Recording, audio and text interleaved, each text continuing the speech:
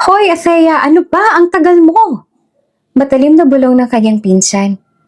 Doon lang napagtanto ni Athea na kanina pa pala siyang inutusan. Agad siyang naglakad papunta sa pinsan niya upang ibigay ang juice.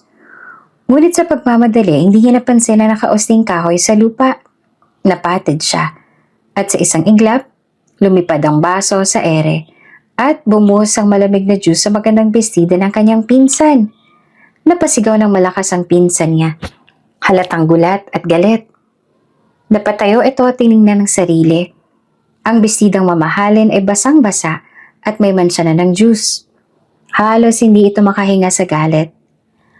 Athea, ano bang ginawa mo? Wala ka bang mata? Hindi mo ba nakikita ang dinadaanan mo? Napakatanga mo talaga! Sigaw nito. Nagkumpulan ng mga tao sa paligid. Lahat ay napatingin sa eksena ang nagaganap. Maging ang ibang bisita at ilang barangay officials ay napapatingin sa kanila. Lumapit ang tiyahe ni Athea at bago pa siya makapagsalita, nang maayos, bigla nitong hinablot ang kanyang braso. Hayop kang bata ka, wala ka talagang kwenta. Sinira mong suot ng anak ko. Hindi ka na nga talaga dapat namin sinama rito eh. Tingnan mong ginawa mo. Galit na sigaw ng tiyahe niya. Sabay mariing tinulak siya sa lupa. Napasinghap ang ilang tao sa nakita. Si Athea naman na ngayon ay nakaluhod na sa lupa ay hindi napigilan ng luha sa kanyang mga mata. Pasensya na po, hindi ko po sinasadya. Mahina niyang sabi. Nanginginig ang kanyang boses. Ngunit bago mo makapagsalita, muli ang tiyahin niya, isang malamig ngunit mabigat na tinig ang pumuno sa buong paligid. Tama na yan. Naputol ang ingay ng buong plaza. Lahat ng tao ay napalingon sa pinagmulan ng boses. Si Mayor Vladimir Santillana ay bumaba mula sa entablado at diretsong lumapit sa kanila. Napalunok ang tiyahe ni Althea. Agad na yumuko at nagkunwaring maamo. Ay, Mayor, pasensya na po sa kaguluhan ha. Itong batang pasinto. Ngunit hindi na siya pinansin ng alkalde. Sa halip ay dumiretso ito kay Athea. At sa harap ng lahat, walang ano-ano ay hinila siya nito palapit at niyakap.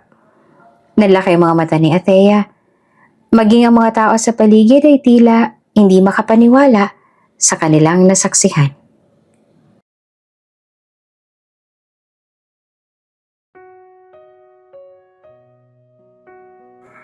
Sa isang tahimik na sementeryo, sa ilalim ng pusyaw na liwanag ng araw, nakatayo si Vladimir Santillana sa harapan ng isang puntod. Hinaplos niya ng marahan ng malamig na marmol. Nakaukit doon ang pangalan ng babaeng minsan niyang minahal. Ang babaeng dapat kasama niya ngayon, kung hindi lang siya naging duwag noon. Lucy Guzman. Iyon ang pangalan na nakaukit sa tombstone. Namatay sa edad na 26 na taong gulang. Mahal, mahina niyang bulong. At sa sandaling yon, parang bumigat ang hangin sa paligid niya. Alam mo bang, araw-araw kitang naaalala?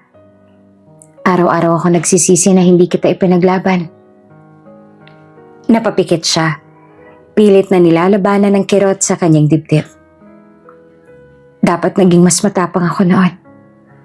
Hindi dapat kita hinayaan. Sabi mo sabay nating tutuparin ang mga pangarap natin. Sabi mo hindi kita iiwan. Pero sa huli, ako pa rin ang bumitaw. Ako ang naging duwag. At ngayon narito ako. Binibigkas ang lahat ng ito, pero huli na. Pinilig niya ang kanyang ulo at sinisisi ang sarili sa lahat ng nangyari. Kung pwede lang sanang ibalik ang panahon, mahal. Kung pwede lang sanang baguhin ang mga nangyari.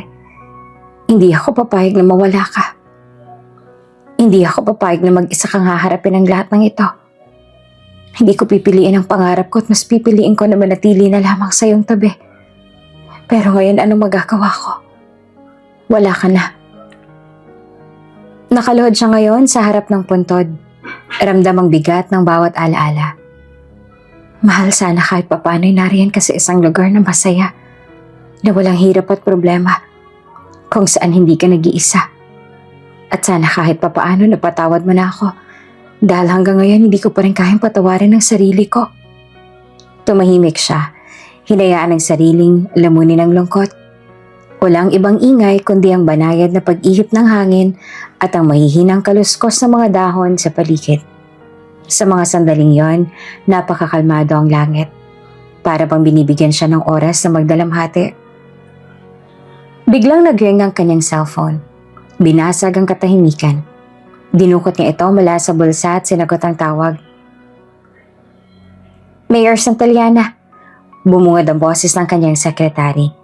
Kailangan niyo na pong pumunta sa meeting kasama ang City Council. Saglit siyang tumingin sa puntod bago muling huminga ng malalim. I'm on my way, sagot niya bago ibinaba ang tawag. Bago siya umalis, isang huling haplos sa puntod ang ibinigay niya. Paalam, mahal. Sa susunod babalik ako ulit. At sa huling pagkakataon bago lumakad palayo, kumirot ang kanyang dibdib sa katotohanan na ang babaeng minahal niya noon at babaeng pinangakuan niya ng kasal ay mananatili na lang sa kanyang mga alaala habang siya ay patuloy na mabubuhay sa mundo, pasan-pansa ng bigat, isang pag-ibig na hindi na muling maibabalik. Sa loob ng City Hall sa isang malawak na conference room, nakaupo si Vladimir Santillana sa pinakaharap ng mahabang mesa. Sa kabila ng bigat na iniwan niya sa puntod, hindi iyon mababaka sa kanyang mukha. Ngiti-ngiti siya para bang walang bumabagabag sa kanyang isipan. Isang gawaing matagal niya nang nakasanayang gawin, kaya ngayon ay ginagawa niya na rin na perpekto. Nakasanayan na ni Vladimir na magpanggap. Naipeke ang kanyang ngiti na wala nang ibang nakakapansin na siya ay may mabigat na pinagdadaanan.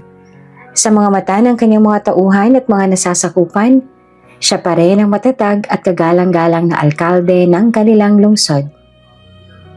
Nandito na po sila, Mayor. Imporma ng kanyang sekretary. Papasukin mo na, utos niya. Tumango naman ang kanyang sekretary sabay bukas ng pinto. Isa-isang pumasok ang mga konsehal at iba pang opisyal ng lungsod.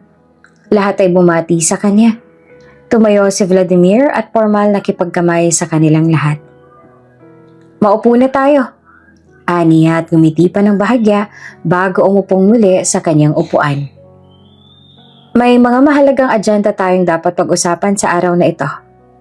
Naglabas sa mga dokumento ang kanyang assistant at ipinamahagi sa bawat isa para mabasa nila ang nakapaloob. Isa sa mga konsehal si Councilor Ramirez, ang unang nagsalita. Mayor, nais lang po namin i-discuss ang proposal para sa bagong infrastructure project sa bayan. May ilang concerns ang mga residente, lalo na sa pagdating sa displacement ng ilang pamilya. Tumango si Vladimir. Saglit na binasa ang papeles sa harapan niya bago tumingin sa konsehal. I understand their concerns. Aniya, seryoso ngunit kalmado ang tinig. Hindi tayo gagawa ng proyekto na hindi sinaalang-alang kapakanan ng mga residente. I want a revised plan. One that ensures na walang pamilyang maaapektuhan nang hindi natin mabibigyan ng maayos na solusyon. Nagtinginan ng mga konsehal at tumango ang iilan. Waring nagustuhan ang approach ng kanilang alkalde. Isa pang konsehal si Councilor Vasquez ang sumingit. Mayor, regarding the upcoming business summit, may ilang investors na gustong makipag-meeting sa inyo para sa potential partnerships. Muling ngumiti si Vladimir. Parang wala pa rin anumang alalahanin na hanggang ngayon ay patuloy pa rin na naglalaro sa kanyang isipan. That's good news. I'm always open to new opportunities for the city. Let's set a schedule and make sure we present our best proposals. Nagpatuloy ang meeting. Tinalakay ang iba't ibang concerns at projects. Nagpalitan sila ng kanilang mga ideya at nag-isip ng paraan kung paano nilang masolusyonan ang hinaing ng mga residente. Sa buong diskusyon, nananatiling composed si Vladimir. Matatag, formal, at tila walang iniindang sakit o panghihinayang. Ngunit sa likod ng kanyang mga ngiti at matatalinong sagot, may bahagi pa rin ng kanyang pagkatao ang kulang at hindi buo. Nang matapos ang meeting, tumayo siya at ngumiti sa lahat. Good work, everyone. Let's make sure we keep pushing forward. Habang isa-isang lumalabas sa mga konsehal, bumaling sa kanyang secretary. Mayor, Would you like us to take a short break before your next appointment? Saglit siyang natigilan, ngunit kumiti pa rin. No need, let's proceed. I have a city to run.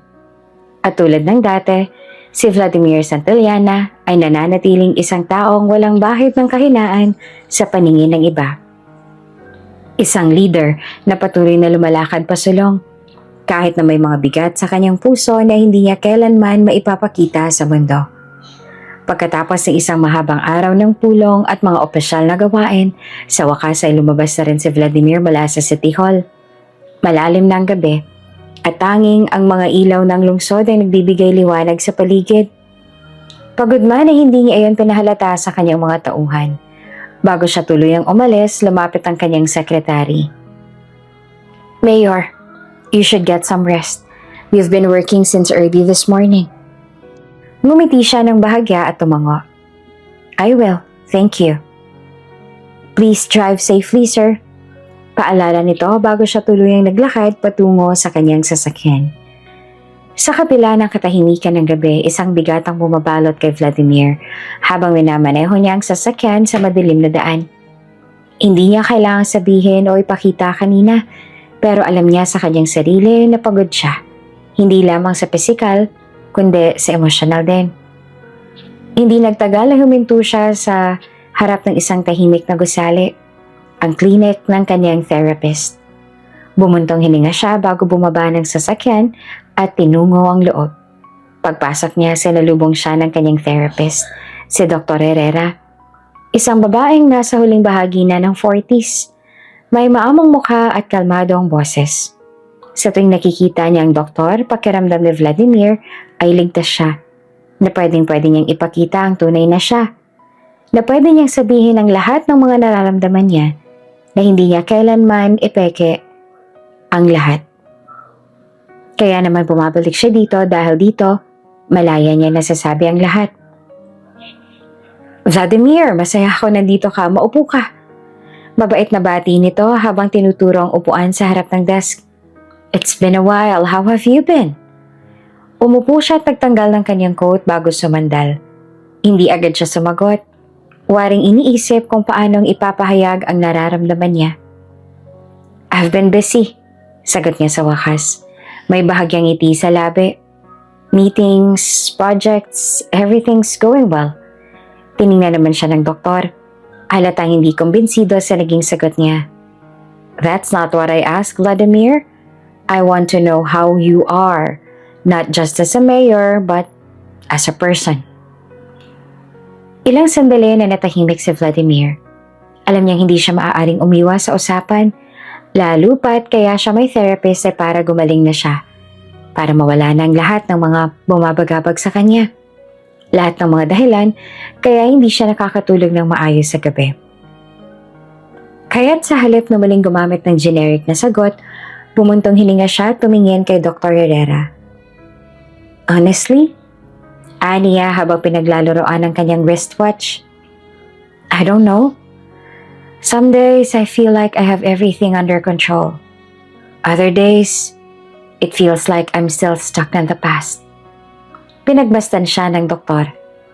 Naghihintay ng mas malalim pang paliwanag. I visited her today. Patuloy niya. Hindi na kailangan sabihin kung sinong tinutukoy. I stood there, talked to her grave, telling her the things that I should have said back then. But it doesn't change anything, does it? She's gone and... Naputol ang kanyang boses. Tila hindi sigurado kung paanong tatapusin ang pangungusap. Tumango si Dr. Herrera bago nagsalita sa mababang tono. Grief doesn't have an expiration date, Vladimir.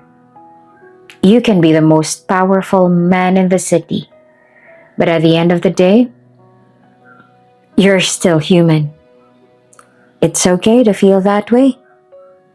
Mapait siyang napangiti. You say that like I have the luxury of time to deal with my emotions. Every single day I'm expected to be composed, to lead, to make decisions. There's no room for weakness. Feeling emotions doesn't make you weak. Sagot naman ni Dr. Herrera, sabay hinga nito ng malalim. It makes you human. But if you keep burying your feelings, one day, they'll resurface in ways you can't control. Tahimik siyang nag-isip. Alam niyang tama ito. Alam niyang matagal niya nang tinatakasan ng mga sugat ng kahapon sa mamamagitan ng trabaho, pero hanggang kailan? Hindi niya pa kayang tuluyan na limutin ito. Hanggang ngayon ay nakabaon pa rin siya roon na para bang hindi na siya makakaahon pa. What do you want to do, Vladimir? Makahulugan na tanong ng doktor. Napalunok siya bago mahinang sumagot. I don't know, but maybe it's time to stop running. Inobserbahan siya ni Dr. Herrera. Nakatingin lang ito sa kanya na waring binabasa ang kanyang emosyon. That's a good start. Maya-maya ay wika nito na may maliit na ngiti sa labi. Acknowledging that you're running is the first step to stopping. Mapait naman na natawa si Vladimir at saka bahagya silang humilig sa kanyang kinauupuan. And what? Face everything I've been avoiding? Sounds exhausting. Healing is exhausting. Wika ng doktor. But so is carrying all the pain while pretending it doesn't exist. Vladimir sighed, rubbing his temples. The truth in her words was undeniable, but it didn't make the process any less daunting. I just don't even know where to begin. Tumango si Dr. Herrera na nauunawaan kung saan siya nanggagaling. Alam ko, mahirap ang pinagdadaanan mo. At hindi rin kita masisisi kung hanggang ngayon ay nakabaon ka pa rin sa nakaraan mo. Ngunit hindi maaari na lagi ka na lang nanariyan. Kailangan mong makawala. Begin allowing yourself to grieve properly. You visit her grave. But do you really let yourself feel the loss? Or do you just go through the motions, say your regrets, and walk away like it's another meeting on your schedule? Hindi siya sumagot. The question hit him harder than he expected. Huminga siya ng malalim. Iniwasan ang tingin ng doktor. I don't know. Iyan ang palagi niyang sagot. Ilang segundong katahimikan ang bumalot sa buong silid bago muling nagsalita si Dr. Herrera. I think you do. Vladimir clenched his fists before slowly releasing them. Maybe I do, pag-amin niya. But I don't want to drown in it. You won't, paniniyak na to sa kanya. Because this time, you won't be running away. Ngunit hindi siya sigurado. Hindi niya alam kung saan siya nagsisimula. Kahit may gabay, hindi niya maunawaan. Hindi niya maintindihan. Hindi niya pa rin mahanap ang tamang daan dahil tila ba walang daan palabas mula dito. Dahil kahit anong gawin niya, kahit pa sa oras ng kanyang pagtulog, sadyang hindi siya pinapatahimik. Hindi niya nga alam kung kailan ba siya huling nakatulog na maayos. Ang alon ay marahang dumadampi sa buhangin. Dinadala ang malamig na simoy ng dagat na tila niyayakap ang buong paligid. Ang araw ay unti-unting lumulubog sa abot tanaw. Hinahaluan ng gintong liwanag ang malawak na karagatan. Tahimik ang buong paligid maliban sa tunog ng alon at sa mahihinang yapak ng dalawang taong magkahawak kamay habang naglalakad sa tabing dagat. Si Vladimir at ang babaeng pinakamamahal niya, si Lucy. Mabagal nilang tinatahak ang baybayin. Ang kanilang mga kamay ay mahigpit na magkahawak, para bang natatakot silang magkahiwalay. Ramdam ni Vladimir ang init ng palad nito sa kanya. Isang init na tila nagsasabing, totoo ito, na ang sandaling ito ay hindi isang panaginip. Mahal kita. Mahina ngunit buong pusong sabi ng babae. Ang tinig nito ay kasing lambing ng paghaplos ng alon sa dalampasigan. Napangiti si Vladimir, masinigpitan ang hawak sa kamay nito. Mas mahal kita. Sagot naman niya. Napailing ito sabay humalakhak ng mahina. Hindi pwedeng mangyari yun. Dapat mas mahal kita. Kahit subukan mo, hindi mo malalamangan ang pagmamahal ko para sa'yo. Wala tong kapantay. Tugo naman niya at may halong biro, ngunit puno ng sinseridad. Huminto sila sa paglalakad. Magkaharap na nagkatitigan. Sa sandaling yon, tila sila lang ang tao sa mundo. Na ang mundo ay umiikot para lang sa kanilang dalawa. Pangako mo sa akin? Seryoso nitong sabi. Nakatingin diretso sa mga mata niya. Na ano man ang mangyari, hindi tayo manghihiwalay. Hinaplos ni Vladimir ang pisngi ng kanyang pinakamamahal. Dinabang malambot nitong balat na tila porselana. Pangako, mahal ko. Gumuho man ang mundo. Hindi kita iiwan. Talaga? Hindi mo ako iiwan? Kahit pa ang mundo na mismong pumagitna sa ating dalawa? Tanong ni Lucy. Puno ng pag-aalinlangan ang tinig nito. Kahit pa ang mundo mismong pumilit na paghiwalayin tayo, hindi kita iiwan. Napangiti si Lucy, ngunit sa kabila ng mga ngiti nito ay may lungkot din sa mga mata nito. Napansin niyon ni Vladimir, kaya't hinaplos niya ang pisngi ng kasintahan. Pilit na hinahanap ang dahilan ng biglang pagbabago ng ekspresyon nito. Mahal, may problema ba? Tanong niya na puno ng pag-aalala. Umiling ito at ngumiti, ngunit hindi iyon umabot sa mga mata. Wala. Gusto ko lang sulitin ang sandaling to. Gusto ko lang tandaan ang lahat ng to. Ang dagat. Ang simoy ng hangin. Ang init ng kamay mo sa akin. Hindi maintindihan ni Vladimir kung bakit tila may lungkot sa boses nito. Ang lungkot na nakikita niya sa mga mata nito at ang bahagyang panginginig ng boses nito ang siyang dahilan kaya naninikip din ang kanyang dibdib. Wala namang magbabago, mahal. Ako pa rin to. Tayo pa rin to. At mahal pa rin natin ang isa't isa.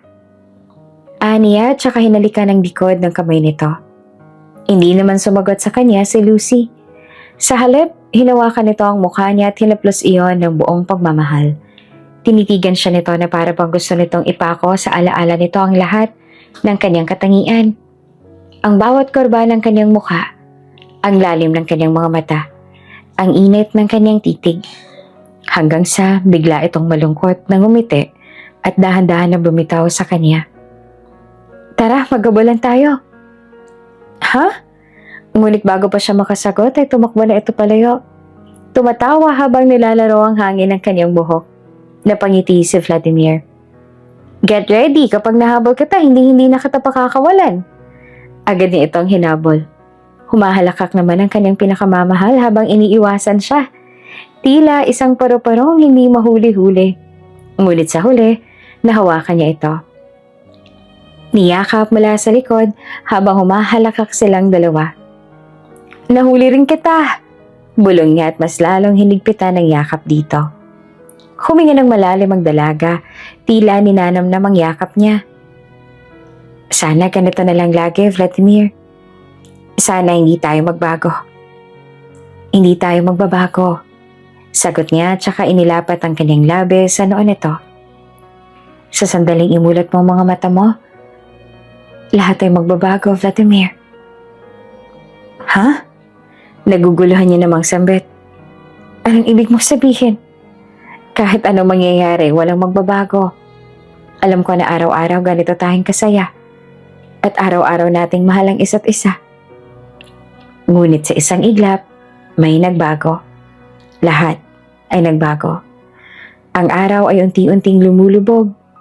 At kasabay nito, ang katawan ni Lucy ay tila unti-unting naglalaho. Humarap ito sa kanya. Malungkot na ngiti ang sumilay sa labi nito. Napamulagat siya nang makitang ang kanyang pinakamamahal ay unti-unti na naglalaho. Lucy! Bulalas niya at biglang binitawan ito at umatras. Ngunit kitang-kita niyang paunti-unting paglalaho ng babae. Hindi! Anong nangyayari? Malungkot itong umiti. Wake up, Vladimir. This is just a dream. I'm gone. Hindi. Hindi ka pwedeng mawala. Nandito lang kami kanina. Hawak pa kita. Ano to? Lumapit siya at pilit inaabot ang kamay nito.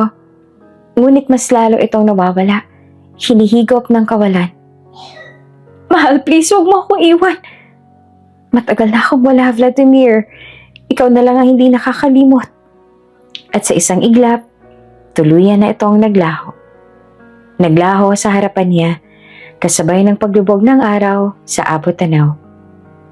Parang isang bula na unti-unting nawala mula sa kanyang harapan. Hindi! Sigaw ni Vladimir. Tumakbo palapit sa lugar kung saan ito nawala. Ngunit wala siyang nahawakan kundi hangin. Halos madurog ang kanyang puso habang nakaluhod siya sa buhanginan. Pilit na inaabot ang wala na roon. Mahal, pumalik ka. Huwag mo kong iwan. Bulong niya na nanginginig ang kanyang mga kamay habang bumabaon ang kanyang mga palad sa malamig na buhangin. Pinangako natin na hindi tayo maghihiwalay. Nasaan ang pangako natin? Tumulo ang kanyang mga luha. Humalo sa buhangin. Tahimik ang paligid at tanging dagundong ng alon at ang mahihinang huni ng hangin ang naririnig. Waring ang buong mundo ay nakikiramay sa kanyang pighati. Mahal na mahal kita. Hindi ko kaya nang mawala ka. Bumalik ka. Bulong niya. Pilit na pinipigilan ng mga hikbi. Ngunit hindi niya kayang pigilan ang sakit na bumabalot sa kanya. At sa mga sandaling yon, sa pagitan ng kanyang pagluha, may nararamdaman siyang kakaiba. Ang hangin ay tila yumakap sa kanya. Banayad na humahaplo sa kanyang balat. Isang pamilyar na init. Isang yakap na hindi niya nakikita, ngunit ramdam niya. Napapikit siya. Hinayaang dumaloy ang luha. Ikaw ba yan, mahal? Ikaw ba yan? Walang sagot. Tanging katahimikan. Hanggang sa... Vladimir! Bigla siyang napabangon habol ang hininga. Nagising siya. Madilim ang kanyang silid. Tanging ang ilaw mula sa lampshade ang nagbibigay ng malamlam na liwanag. Ramdam niya ang pawis sa kanyang noon na tumatagaktak. Ang mabilis na tibok ng kanyang puso ay humihingal siya at hindi makapaniwala sa panaginip na parabang totoo. Napatingin siya sa paligid, walang dagat, walang buhanginan, wala ang babaeng mahal niya. Panaginip lang ang lahat. Ngunit kahit alam niyang hindi iyan totoo, ang sakit sa dibdib niya ay nananatili. Dahan-dahan niyang ipinikit ang kanyang mga mata. Pilit na hinahanap sa isipan ang mukha ng babaeng minahal niya. Ngunit sa bawat pagdaan ng segundo, unti-unti itong lumalabo. Parang ala-alang pilit ng binubura ng panahon. Ayoko pang makalimot. Bulong niya sa sarili habang muling tumulo ang kanyang mga luha. Hindi ko pa kaya. Ngunit alam niyang sa bawat pagising niya, ang realidad ay unti-unting pinipilit siyang bitawan ang nakaraan. Kahit pa hindi pa siya handang gawin ito. Noong umalis si Vladimir ng Pilipinas para makapag-aral sa ibang bansa at para sa mas malaking opportunity, nangako siya sa kanyang pinakamamahal na babalik siya. Iyon nga lang sa pagbabalik niya, hindi niya na naabutang buhay ang babaeng pinakamamahal niya.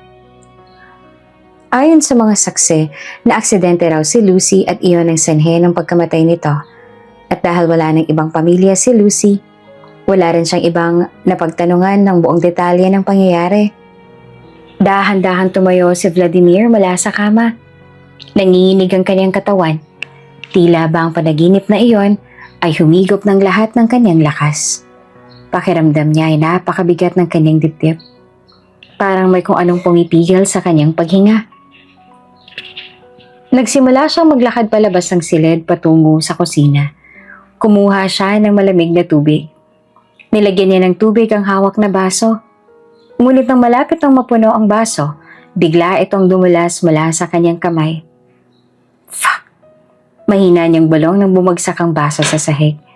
Nabasag at ang tubig ay kumalat sa malamig na tiles. Nakatitig lang siya roon. Nanginginig ang mga kamay. Walang lakas para pulutin ang pira-pirasong bubog. Ramdam niyang panginig ng kanyang kalamnan. Hindi lang dahil sa pagod, kundi dahil sa bugso ng emosyon na hindi niya na alam kung paanong pipigilan. What the hell is wrong with me? Mahina niyang sabi sa sarili. Ngunit kasabay noon ang biglang paghapit ng sakit sa kanyang dibdib. Para siyang sinasakal. Napahawak siya sa kanyang leeg at pilit na humihinga ng malalim. Ngunit parang hindi sapat ang hangin sa paligid. Para siyang nalulunod. Hindi sa tubig, kundi sa sakit na bumabalot sa kanya. Nangihina siyang napaupo sa sahig. Sumandal sa malamig na pader. Pilit na pinapakalma ang sarili ngunit walang saysay. Muli siyang napaluha, nanginginig na pinagsisisihan ang bawat desisyon na ginawa niya noon. Kasalanan ko to. Kasalanan ko lahat to. Bulong niya habang mahigpit na hinahawakan ang kanyang ulo. Pinipilit na pigilan ng mga luha ngunit mas lalo lang itong bumagsak. Mahal na mahal niya ang babaeng yon, ngunit hinayaan niya itong mawala. Gusto niyang isigaw ang sakit. Gusto niyang ibalik ang oras. Gusto niyang burahin ang lahat ng maling desisyong ginawa niya noon. Ngunit wala na siyang magagawa. Ilang minuto siyang nanatili roon. Nakaupo lamang sa sahig. Hinahayaan lang na lururin siya ng lungkot at pagsisisi. Hanggang sa dahan-dahan siyang tumayo. Kailangan niyang bumalik sa silid. Kailangan niyang huminga. Habang nanginginig pa rin ang kanyang katawan, naglakad siya pabalik sa kwarto. Binuksan niya ang ilaw. Hinanap ang cellphone niya sa bedside table at mabilis na kinuha ito. Nanginginig ang kanyang mga daliri habang tinatype ang numero ng kanyang therapist. Mabilis siyang denial at agad namang sinagot sa kabilang linya. Vladimir? Tanong ng pamilyar na boses. What happened? Huminga siya ng malalim at pilit na inaayos ang kanyang boses. Pero ramdam pa rin ang bigat sa kanyang dibdib. I saw her again. Mahina niyang sagot. In my dreams, she disappeared again, just like before. Tahimik ang kabilang linya sa loob ng ilang segundo bago muling nagsalita ang therapist niya. Breathe, Vladimir. You're okay now. You're safe. Pero hindi siya sigurado kung kaya pa ba niyang maniwala roon. Sa kabilang linya, narinig niyang muli ang mahinahong tinig ng kanyang therapist. Vladimir, I need you to focus on your breathing. Deep breath. In. Hold it. Now, slowly exhale. Napakuyom siya ng kamao. Pilit na pinapakalma ang sarili. Ginawa niyang sinabi nito. Huminga ng malalim. Ngunit kahit anong gawin niya, hindi mabawasan ang bigat sa kanyang dibdib. It won't help. Mahina niyang sabi. Bahagyang nanginginig pa rin ang boses niya. Every time I close my eyes, she's there. And when I try to reach her, she disappears just like before. May ilang segundong katahimikan bago muling magsalita ang therapist. Vladimir, your grief is manifesting in your dreams. It's your mind's way of processing the guilt and the loss. Napapikit siya na mariin. Pilit na iniintindi ang sinasabi nito. You keep blaming yourself. But tell me this. If she were here, would she want you to suffer like this? Napakurap siya. Hindi siya nakasagot. She wouldn't. Dugtong ng therapist, bahagyang lumambot ang tinig. And deep down, you know that. Napatingin si Vladimir sa kisame. Tila ba may hinahanap na sagot sa kawalan. Alam niyang totoo ang sinasabi nito pero paano niyang titigilan ang pagsisisi? I abandoned her. Mahina niyang bulong. I chose my career. I let her go. And then when I finally wanted to come back, she's already gone. Nanghina siya. Nakasapo ang isang kamay sa kanyang mukha. You made choices, Vladimir. Sagot ng therapist. And choices have consequences. But punishing yourself forever won't bring her back. Napanganga siya, ngunit walang lumabas na salita. You're still here. Patuloy pa ng therapist. You still have a life to live. The question is, are you going to keep running from your past? Or are you going to find a way to honor her memory by actually living? Napakurap naman si Vladimir. Mariing na palunok. I don't know how. That's why we're here. Sagot ng therapist. One step at a time, Vladimir. But first you need to let yourself grieve without letting it consume you. Tumahimik siya. Hindi pa rin siya sigurado kung paano niya iyong gagawin. Pero sa kauna-unahang pagkakataon, naisip niyang baka pwede pa siyang huminga sa labas ng anino ng kanyang nakaraan. Sa kabila ng matinding pagod at emosyonal na bigat na kanyang dinadala, pinipili pa rin ni Vladimir na dumalo sa event kinabukasan. Sanay na siya sa ganitong mga pagtitipon. Mga matataas na opisyal, negosyante at kilalang personalidad na pumapaligid sa kanya. Lahat ay may ngiti at pakitang taong pakikisama.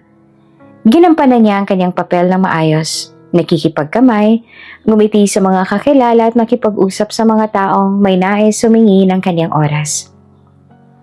Matapos ang mahigit 2 oras, sa wakas ay papalabas na siya. Pakiramdam niya ay nanlalamig ang kanyang katawan. Pero hindi niya iyon pinahalata. Gusto niya na lang ay umuwi, magpahinga, at kalimutan ang lahat ng pagod niya. Maraming mga taga-media ang naghihintay sa kanila sa labas at iba't ibang mga katanungan na agad mga binabato sa kanya. Mayor, sabihan ko na bang mga security na paalisin ng mga taga-media? Tanong ng kanyang sekretary. No need, may mga katanungan sila. Kailangan kong sagutin yon. Aniya. Huminto si Vladimir sa ikalamang baitang ng hagdan para sagutin ang ilang mga katanungan ng mga taga-media sa kanya. Matapos noon ay nagpaalam na siya. Ngunit bago pa siya tuluyang makababa, isang babae ang biglang natulak papunta sa kanyang harapan. Muntik na itong matumba kung hindi niya mabilis na nahawakan ang braso nito. Oh! Nagulat na sambit ng dalaga habang pilit na hinahanap ang balanse. Napasinghap siya. Bahagyang hinigpitan ng hawak para siguradong hindi ito matumba. Nang unti-unting mag-angat ang tingin ng dalaga, bumuhad sa kanyang maganda nitong mukha. Inosenteng mata, matangos na ilong, at labi na bahagyang nakabuka dahil sa gulat. Napansin niyang namumula ito, marahil sa kahihiyan o pagkailang.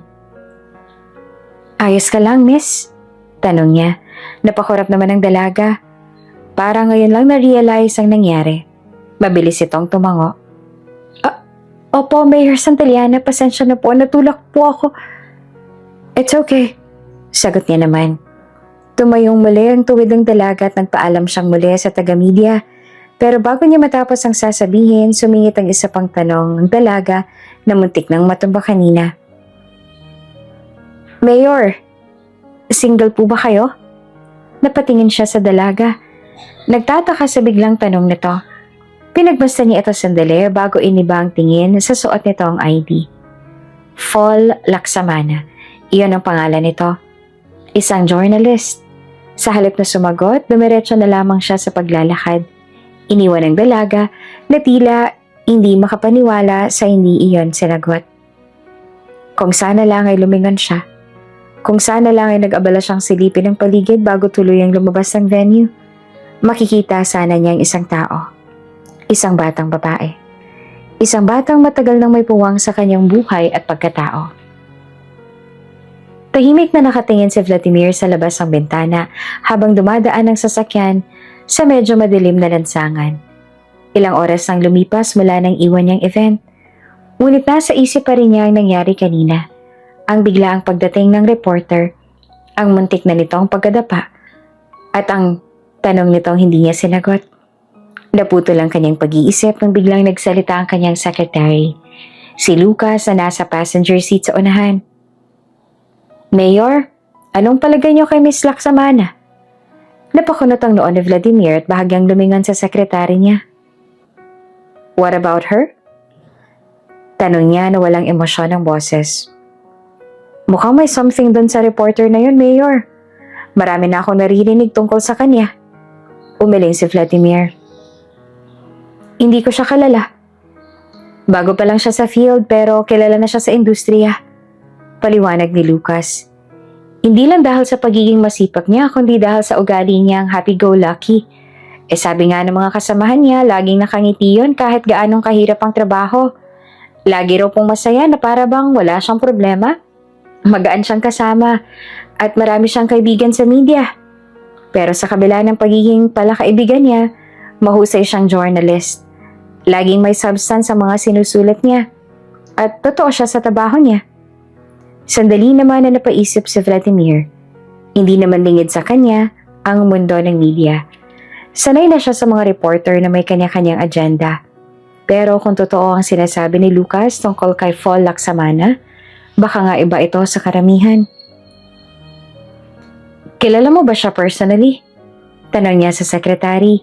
Umiling si Lucas. Hindi, Mayor, pero marami na akong narinig tungkol sa kanya. Mukhang magaling talaga siya sa ginagawa niya. Hindi na sumagot si Vladimir. Bumalik na lang siya sa pagtitig sa labas ng bintana at nag-isip. Maagang dumating si Vladimir sa kanyang opisina. Isang araw na naman ng trabaho bilang mayor ng lungsod. Mga papeles na kailangang pirmahan, mga pagpupulong na kailangang daluhan at mga problema na kailangang lutasin. Nasa conference room siya ngayon kasama ang kanyang mga department heads. Nakikinig sa report ng isang opisyal tungkol sa kasalukuyang kalagayan ng infrastruktura sa lungsod. Mayor, natapos na po ang inspeksyon sa bagong tinatayong kalsada sa District 5. May ilang minor issues pero overall pasado na po ito sa safety standards. Ulat ng city engineer. Tumango naman si Vladimir. Good. Siguraduhin ninyong maayos ang lahat bago natin ito ipagamit sa publiko. Ayoko ng reklamo na may depektong daan na naman tayong pinapagawa. Opo, Mayor. Sagot ng opisyal. Sumunod na nagulat ang pinuno ng Social Welfare Department tungkol sa mga programang ipapatupad para sa mahihirap na pamilya. Nagbigay rin ng update ang business sector tungkol sa mga bagong investor sa lungsod. Matapos ang serye ng mga pagpupulong, bumalik si Vladimir sa kanyang opisina upang magpahinga sandali. Pagkaupo niya sa kanyang swivel chair, pinikit niya ang kanyang mga mata. Saglit na ninanamnam ang katahimikan. Kakatapos lang ng isang meeting kasama ang business sector, kung saan nilatag ng mga investors ang kanilang mga plano sa pagpasok ng bagong negosyo sa lungsod. Malaking bagay ito para sa ekonomiya ng kanilang lugar, kaya naman todo ang kanyang atensyon sa bawat detalyeng binanggit. Ngunit kahit gaano siyang ka-focus sa trabaho, hindi niya maiwasang balikan sa isipan ang nangyari noong isang gabi. Ang panaginip na gumulantang sa kanya, ang pagkikita nila ni Fall Laksamana, at ang tila kakaibang koneksyon na naramdaman niya sa reporter. Naputol ang kanyang pagbubulay-bulay nang marinig ang mahinang katok sa kanyang pinto. Mayor, may press conference po tayo sa loob ng 5 minuto. Paalala ng kanyang sekretary na si Lucas. Tumango siya at inayos ang kanyang suot na coat. Let's go. Pagpasok ni Vladimir sa conference hall, agad siyang sinalubong ng mga mata ng media. Ilang kamerang nakatutok sa kanya at ang mga reporters ay handa na sa kanilang mga tanong. Inayos niya ang kanyang postura bago umupo sa harapan, katabi ang kanyang communication officer. Isa-isang nagtanong ang mga mamahayag tungkol sa iba't ibang issue, mula sa bagong infrastruktura hanggang sa mga hakbangin ng lungsod laban sa kahirapan. Sanay na siya sa ganitong eksena kaya maayos at matibay ang kanyang mga sagot. Hanggang sa isang pamilyar na boses ang umalingaw-ngaw mula sa likuran. Mayor Santillana, may personal po akong tanong. Napatingin siya sa pinagmulan ng tinig. Nandoon si Fall Laksamana, nakatayo at may hawak na mikropono. Maraming napalingon sa dalaga. Ngumiti lamang si Vladimir at tumango. Go ahead. Bahagyang ngumiti si Fall, ngunit may kislap ng pangungulit sa mga mata. Single po ba kayo, Mayor? May bahagyang katahimikan sa loob ng hall. Ang ilang reporters ay napatingin sa isa't isa. Ang iba naman ay halatang nagpipigil ng ngiti. Si Lucas na nasa gilid lang, napailing at napahinga ng malalim. Hindi agad sumagot si Vladimir. Sa halip ay tumingin siya kay Fall at saka dahan-dahang bumaba ang tingin sa ID na nakasabit sa leeg nito. Fall Laksamana. Unti-unting gumuhit ang ngiti sa labi ni Vladimir nang mabasa niya iyon. I am, sagot niya.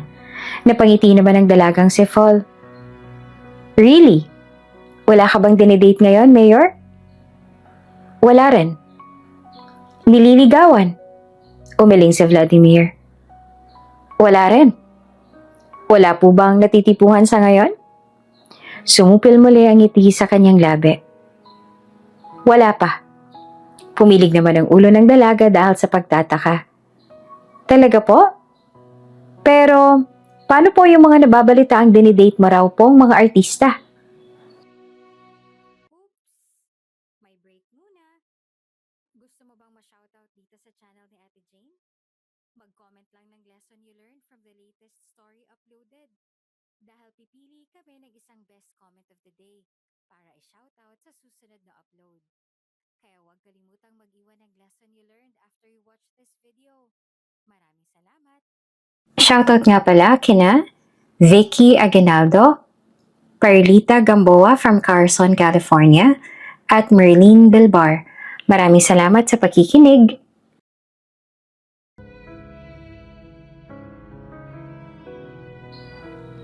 Sa ngayon, hindi pa ako nagkakaroon ng relasyon sa isang public figure. I'm single. Anumang issue tungkol sa aking personal na buhay ay walang katotohanan. May isa sa mga reporter nagsalita. Miss Fall, mag-iisang taon na tayong magkasama, ngayon ka lang yata nagtanong ng personal na bagay. Nilingon ni Fall ang nagsalita. Pinapatanong to ng mga fans ni Mayor. Matapos ang oras ng press conference, ginawa naman ni Vladimir ang ilan pa niyang mga gawain para sa araw na yon. Tahimik ang paligid nang dumating si Vladimir sa puntod ni Lucy. Ang simoy ng hangin ay banayad at ang araw ay mataas ang sikat. Tila nagmamasid sa kanya habang dahan-dahan siyang lumuluhod sa harapan ng lapida.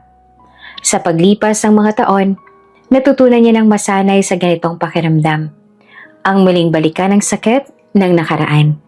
Ang muling maramdaman ang panghihinayang na bumabalot sa kanyang puso tuwing binibisita niya ito. Lucy, mahinang bulong niya habang pinupunasan ng bahagyang alikabok sa ibabaw ng bato. Dumaan lang ako. Gusto ko lang sanang magkwento sa'yo. Umupo siya sa tabi ng puntod, sumandal sa malamig na marmol at pumikit saglit. Pagod na ako, mahal. Ang dami kong hinaharap araw-araw. Meeting dito, proyekto doon. Hindi ko na nga alam kung kailan ako huling nakatulog ng maayos. Napangiti si Vladimir. Kahit may bahid ng lungkot. Pero gano'n naman talaga, diba? Hindi ko pwedeng pabayaan ang lungsod. Hindi ko pwedeng pabayaan ang responsibilidad ko. Lalo na mga taong umaasa sa akin at sa pamamahala ko. Kahit pa paano nakakatulong din sa akin ang pagiging abala sa trabaho dahil sandali kitang makakalimutan. Sandali ka nawawala sa isipan ko. Ang mga alaala mo kahit pag gabi-gabi kitang naaalala. At kahit sa oras ng tulog ko, ikaw din ang nakikita ko. Sandaling katahimikan. Para bang hinihintay niya ang sagot ni Lucy, kahit na alam niyang wala namang kasagutan. Alam mo ba, may nakilala akong isang reporter. Fall Laksamana ang pangalan niya. Bahagyang natawa siya habang inaalalang eksena sa press conference. Napakakulit. Ang unang tanong niya sa akin kung single ba daw ako. Can you believe that? Muli siyang napangiti. Ngunit saglit lang. Bumalik siya sa katotohanan, sa bigat ng mundo na nakapatong sa kanyang balikat. Lucy, minsan iniisip ko, paano kung ibang naging desisyon natin nun? Paano kung hindi kita hinayaang mawala? Baka hindi ganito kabigat ang lahat, ano? Baka masaya pa rin tayo. Pumikit siya at pilit na tinatago ang sakit na bumabalik. Pero tapos na ang lahat, hindi ba? Wala na tayo. At wala na ako magagawa para baguhin yon. Ilang minuto pa siyang nanatili roon. Ninanamnam ang katahimikan. Hanggang sa nagpa siyang umalis. Tumayo siya at muling pinagpag ang kanyang slacks at tumingin sa puntod ni Lucy. Babalik ulit ako. Paalam, mahal ko. Habang naglalakad papunta sa kanyang sasakyan, napansin niyang may paparating mula sa kabilang direksyon. Isang babae. May hawak na bouquet ng bulaklak. Nakilala niya agad ang babae kaya naman di muna siya tumuloy sa paglalakad para mahintay ito. Miss Laksamana? Nagulat ang dalaga nang makita siya. Mayor! Hindi ko inaasahan na makikita po kita dito ngayon. Ako rin. Ani at napatingin sa dala nitong bulaklak. You're here to visit someone? Ako po, ikaw Mayor, bakit nandito kayo? Tanong ni Fall na halatang nagtataka. Bahagyang umiti si Vladimir ngunit may lungkot sa mga mata. May dinalaw lang ako. Tumingin naman si Fall sa direksyon ng sementeryo, parang may iniisip, bago siya muling hinarap. Sino? Sandaling natahimik si Vladimir bago siya umiling. Someone close to me.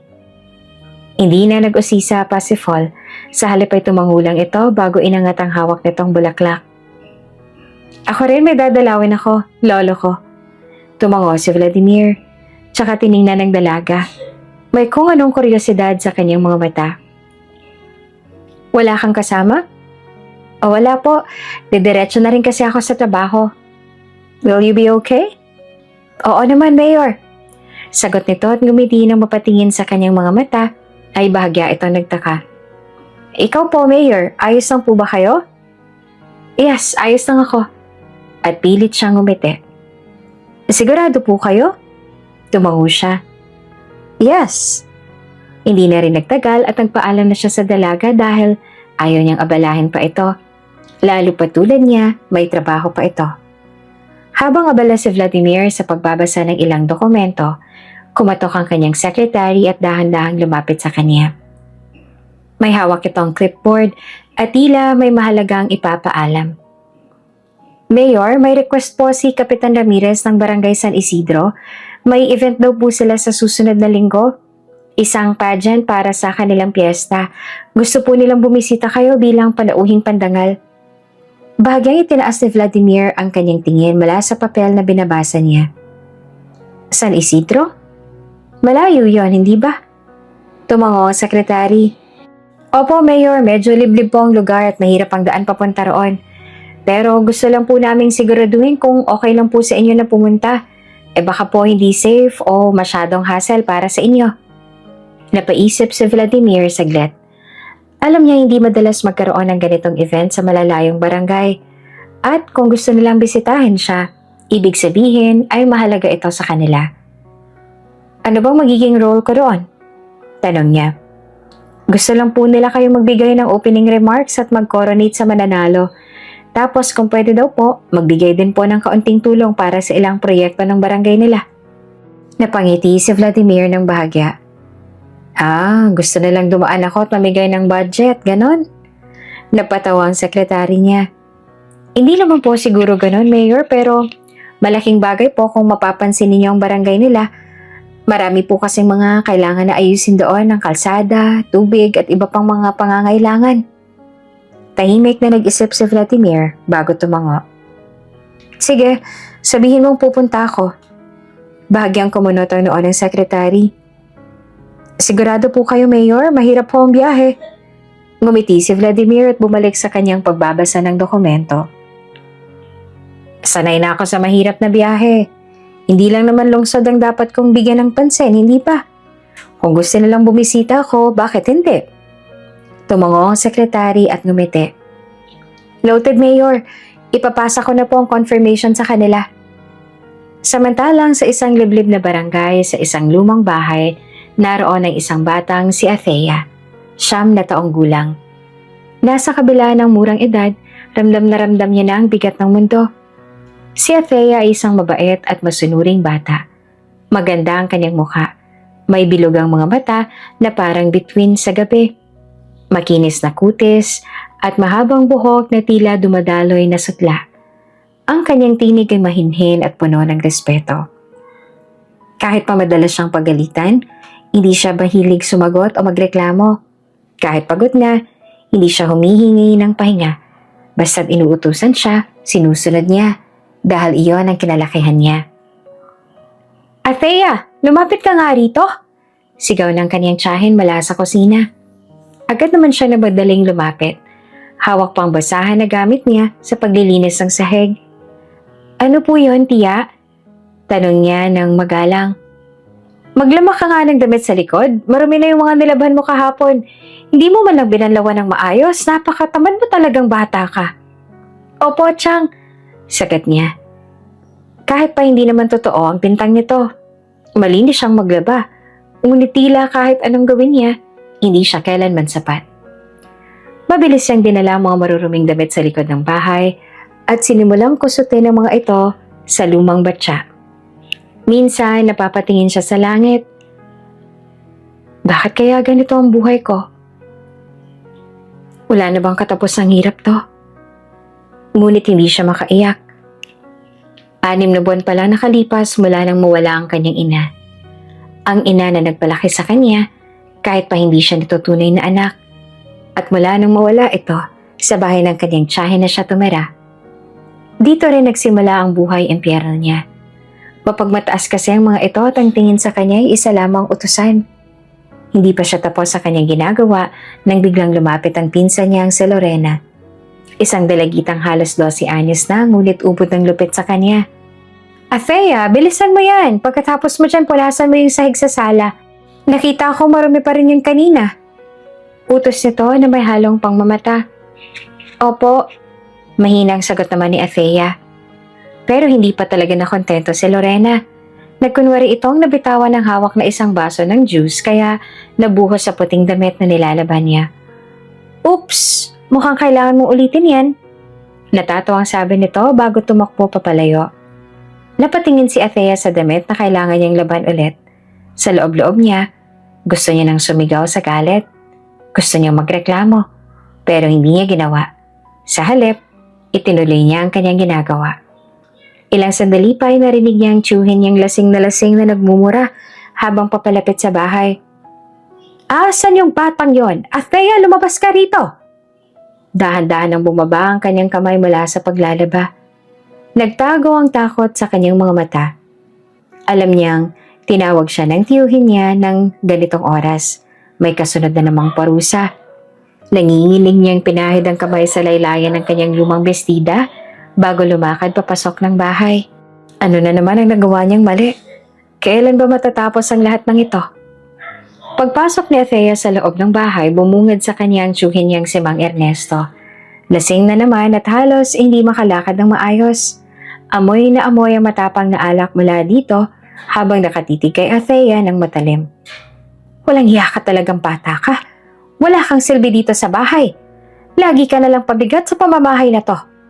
Sigaw nito, sabay bagsak ng hawak nitong bote ng alak sa sahig. Dahilan para mabasag ito at kumalat ang bubog. Napaatras si Athea. Kinuyom ang maliit niyang kamay. Ano pong nagawa kong mali? Mahinang tanong niya. Nanginginig ang tinig. Ang kapal ng mukha mo magtanong? Napakabagal mo. Hindi mo pa nalilinis ang buong bahay. Hindi ka pa ba tapos sa paglalaba? Palamunin ka na nga rito tapos hindi mo malang magawa ng maayos ang trabaho mo? Pero po, tapos na po akong maglinis ng bahay kanina. Mahinang sagot ni Althea. Halos hindi na lumalabas ang boses niya. At sumasagot ka na rin ngayon, ha? Bago pa siya makailag, isang malakas na sampal ang dumapo sa kanyang pisngi. Napaurong siya. Hindi na napigilan ang luhang pumatak mula sa kanyang mata. Si Lorena at ang iba pa niyang mga pinsan ay tahimik lamang na nanonood mula sa gilid. Wala ni isa sa kanila ang naglakas ng loob na pigilan ng tiyuhin nilang laseng. Wala kang kwenta. Kung hindi lang kita kailangan para magtrabaho rito, matagal na kitang pinalayas. Galit na dugtong ni Mang Ernesto. Si Athea naman ay tahimik na lamang na yumuko. Hinayaan na lang ang sakit. Alam niyang kahit anong gawin niya, kahit anong pagsisikap, mananatili siyang walang halaga sa bahay na ito. Akin na yung tsinelas ko. Magluto ka na ng hapunan namin at siguraduhin mong masarap, kundi hindi ka kakain. Mabilis na tumango si Athea. Kahit pa nanginginig ang kanyang katawan sa takot at sakit. Tumalikod siya, diretso sa kusina, pilit na pinipigilan ang kanyang hikbi. Sa likod niya, dinig pa niyang pagtawa ni Lorena at ng iba pang pinsan niya. Nakakaawa ka talaga, Thea. Bulong ni Lorena bago umalis. Iniwan siya nag-iisa sa kusina. Nasa harap siya ng kalan. Pinipilit na huwag manginig habang hinahalo ang sinigang na isda sa lumang palayok. Mahapdi pa rin ang kanyang pisngi pero wala na siyang magagawa. Napatingin siya sa bintana kung saan tanaw naman ang madilim na langit na may mga bituin. Kailan kaya matatapos to? Mahinang bulong niya sa sarili. Isang malalim na buntong hininga ang pinakawalan niya bago ipinagpatuloy ang pagluluto. Sa kanyang murang isipan, isang pangarap ang nabuo. Isang araw, aalis siya sa lugar na ito. Isang araw, hindi na siya mahahawakan ng kahit sino sa kanila. Isang araw, magiging malaya siya. Hahanapin niya ang kanyang ama kapag nangyari iyon. Habang abala si Athea sa paghuhugas ng mga plato sa kusina, biglang umalingaw-ngaw ang tawanan at pasiglang usapan mula sa sala. Maingat siyang lumapit at sumilip mula sa siwang ng pinto. Tinatago ang sarili upang hindi siya mahalata. Nakita niyang magkasamang nakaupo sa lumang sofa ang tiyuhin niyang si Mang Ernesto at ang tiyahin niyang si Aling Felicia. Parehong may hawak na baso ng kape habang nag-uusap. Aba, syempre naman. Kapitan mismo ang nagsabi na gusto niya tayong nandun. Sagot ni Aling Felicia. Mayabang ang tono. Hindi naman tayo pwedeng hindi dumalo, lalo na pinsan ko siya. Ano bang meron doon? Tanong naman ni Mang Ernesto. Tila wala ring interes.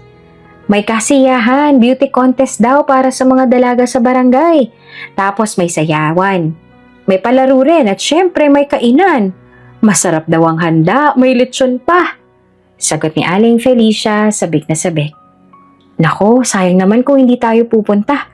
Sabat ni Lorena na nakaupo sa kabilang gilid habang nagkikilay. Marami pa namang pogi doon. Nagtawanan ng mga pinsan ni Athea habang pinag-uusapan ng kasuotan nila para sa kasiyahan. Ay nako, kailangan kong bumili ng bagong damit. Sigaw ni Isa sa mga mas matandang pinsan ni Athea. Ayoko mamukhang kawawa sa tabi ng mga kandidato sa pageant, ano? Ako rin. Gusto ko yung dress na nakita ko sa palengke kanina. Yung kulay pula. Sabat naman ni Karina. Habang pinapanood ni Athea ang kasiyahan ng kanyang mga pinsan, unti-unting lumakas ang tibok ng kanyang puso. Naalala niya ang kwento ng ibang bata sa baryo, kung paano ang ganitong mga kasiyahan ay puno ng saya, musika at pagkain. Hindi pa siya kailanman nakadalo sa ganoon. Huli siyang umalis sa bahay na ito ay noong isang linggo. Sinama siya ng kanyang tiyahin sa palengke at dumaan sila sa City Hall, kaya gusto niyang maranasan na pumunta sa piyestahan. Habang naglalakas loob, dahan-dahan siyang lumabas mula sa kanyang taguan at lumapit sa tiyahin niya. Chang, pwede po ba akong sumama sa inyo? Mahinang tanong niya. Nanginginig ang kanyang tinig. Biglang tumahimik ang buong sala. Saglit na nagpalitan ng tingin ng mga pinsan niya bago biglang humalakak sa Lorena. Ano naman ang gagawin mo, Ron, ha? Natatawang tanong ni Lorena. Makikipag-contest ka ba sa mga dalaga? O baka naman magsisilbi ka sa kanila roon? Sumabay sa tawa niya ang iba pa nilang pinsan. Oo nga, isusuot mo yung lumang duster mo. Dugtong naman ni Isa. At may pangungot siyang tono. Napayuko si Athena. Mahigpit na kinuyom ang kanyang maliit na kamay. Alam niyang walang bago sa ginagawa nilang pang-aasar, pero hindi niya napigilan ng pagkirot ng kanyang dibdib.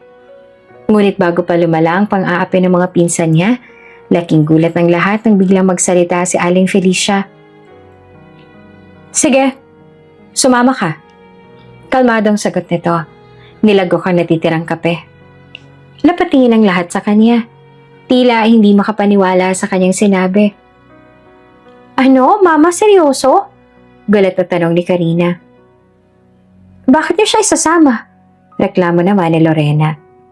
Bakit naman hindi? Sagot naman ni Aling Marta. Kunot noo. Wala namang mawawala kung sasama siya. Wala rin naman tayong ibang maiiwan sa bahay. At saka hindi naman siya gagala-gala doon. Pwede natin siyang utusan kung may kailangan tayo. Muling nagkatinginan ng mga pinsan ni Athea. Hindi nila nagustuhan ang desisyon ng tiyahin nila. Pero dahil ito ang nagsabi, wala silang magagawa. Samantalang si Athea naman, kahit na alam niyang hindi magandang dahilan ang kanyang tiyahin sa pagpapayag, hindi niya mapigil ang munting tuwa sa kanyang puso. Maraming salamat po, Chang. Mahinang sagot niya. Pilit na tinatago ang kanyang kasabikan. Hindi man ito isang ganap na kalayaan, pero sa unang pagkakataon sa kanyang buhay, may pagkakataon na ulit siyang makita ang mundo sa labas ng 4 na sulok ng bahay na ito. Habang naglalakad si Athea sa may bakuran, hindi niya mapigilan ang ngiti sa kanyang labi.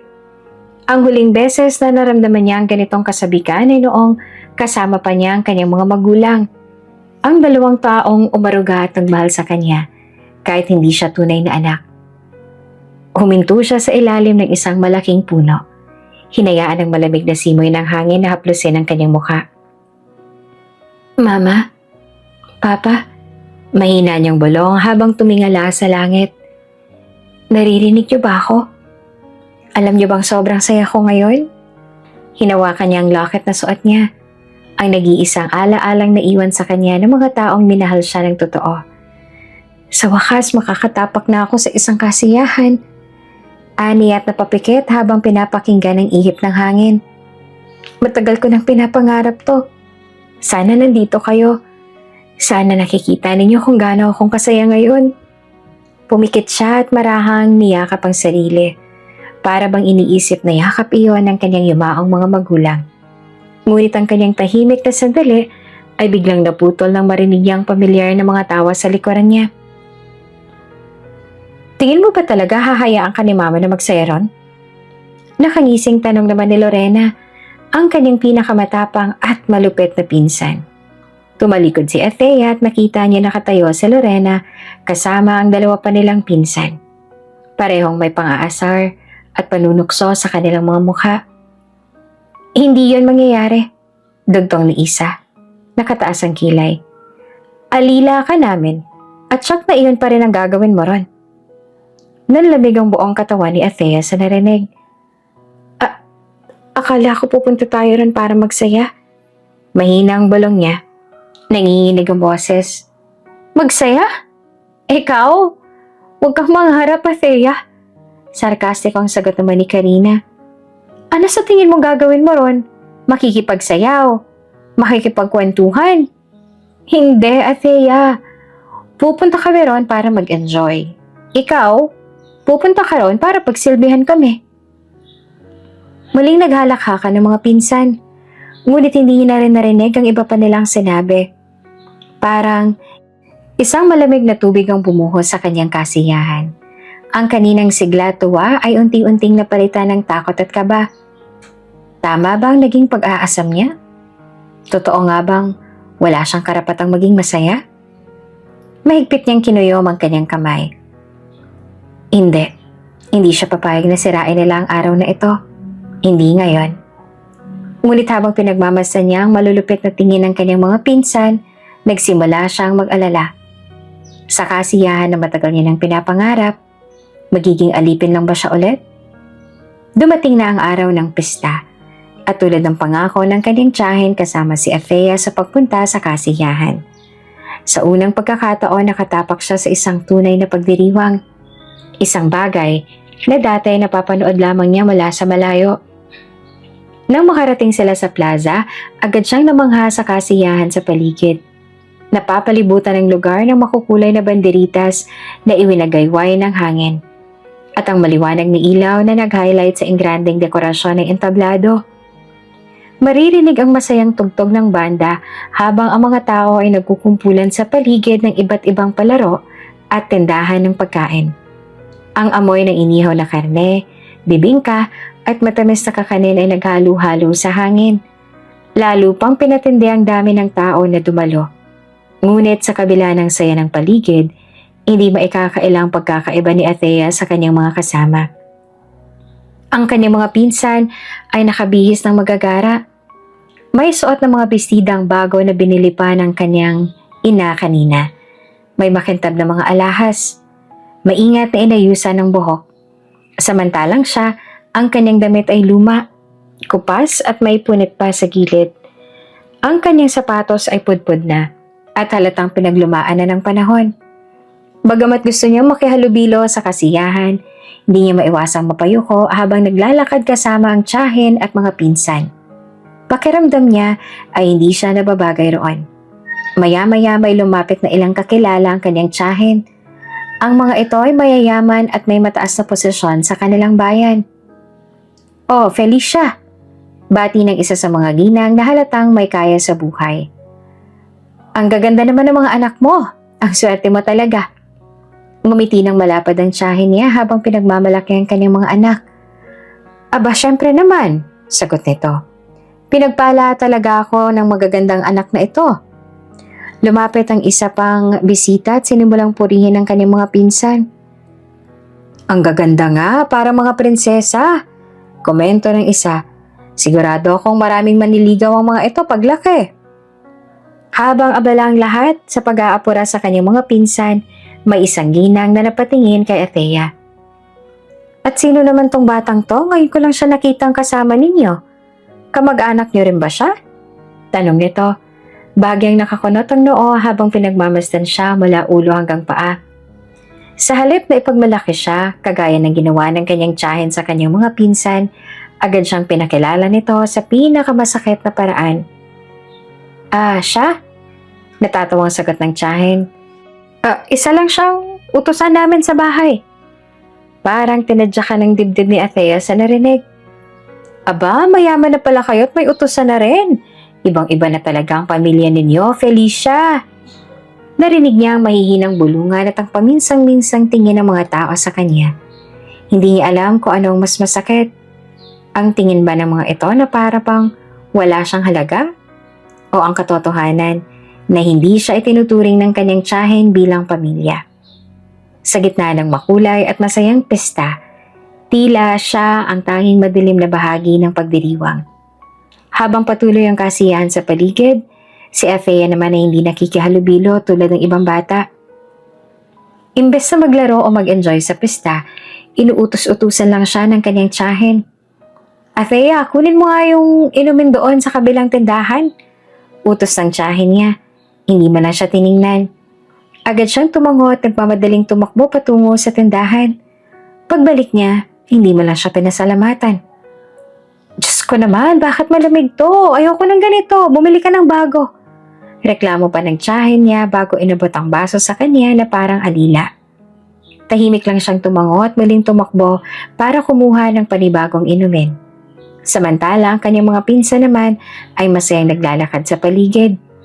Nililibot ang bawat palaro at tindahan. Habang siya naman ay patuloy na pinagsisilbihan ng tiyahin, paulit-ulit niyang inuutusan. Bumili ng pagkain, ipaypay ang tiyahin, bitbitin ang kanilang mga gamit para siyang isang anino sa gitna ng kasiyahan.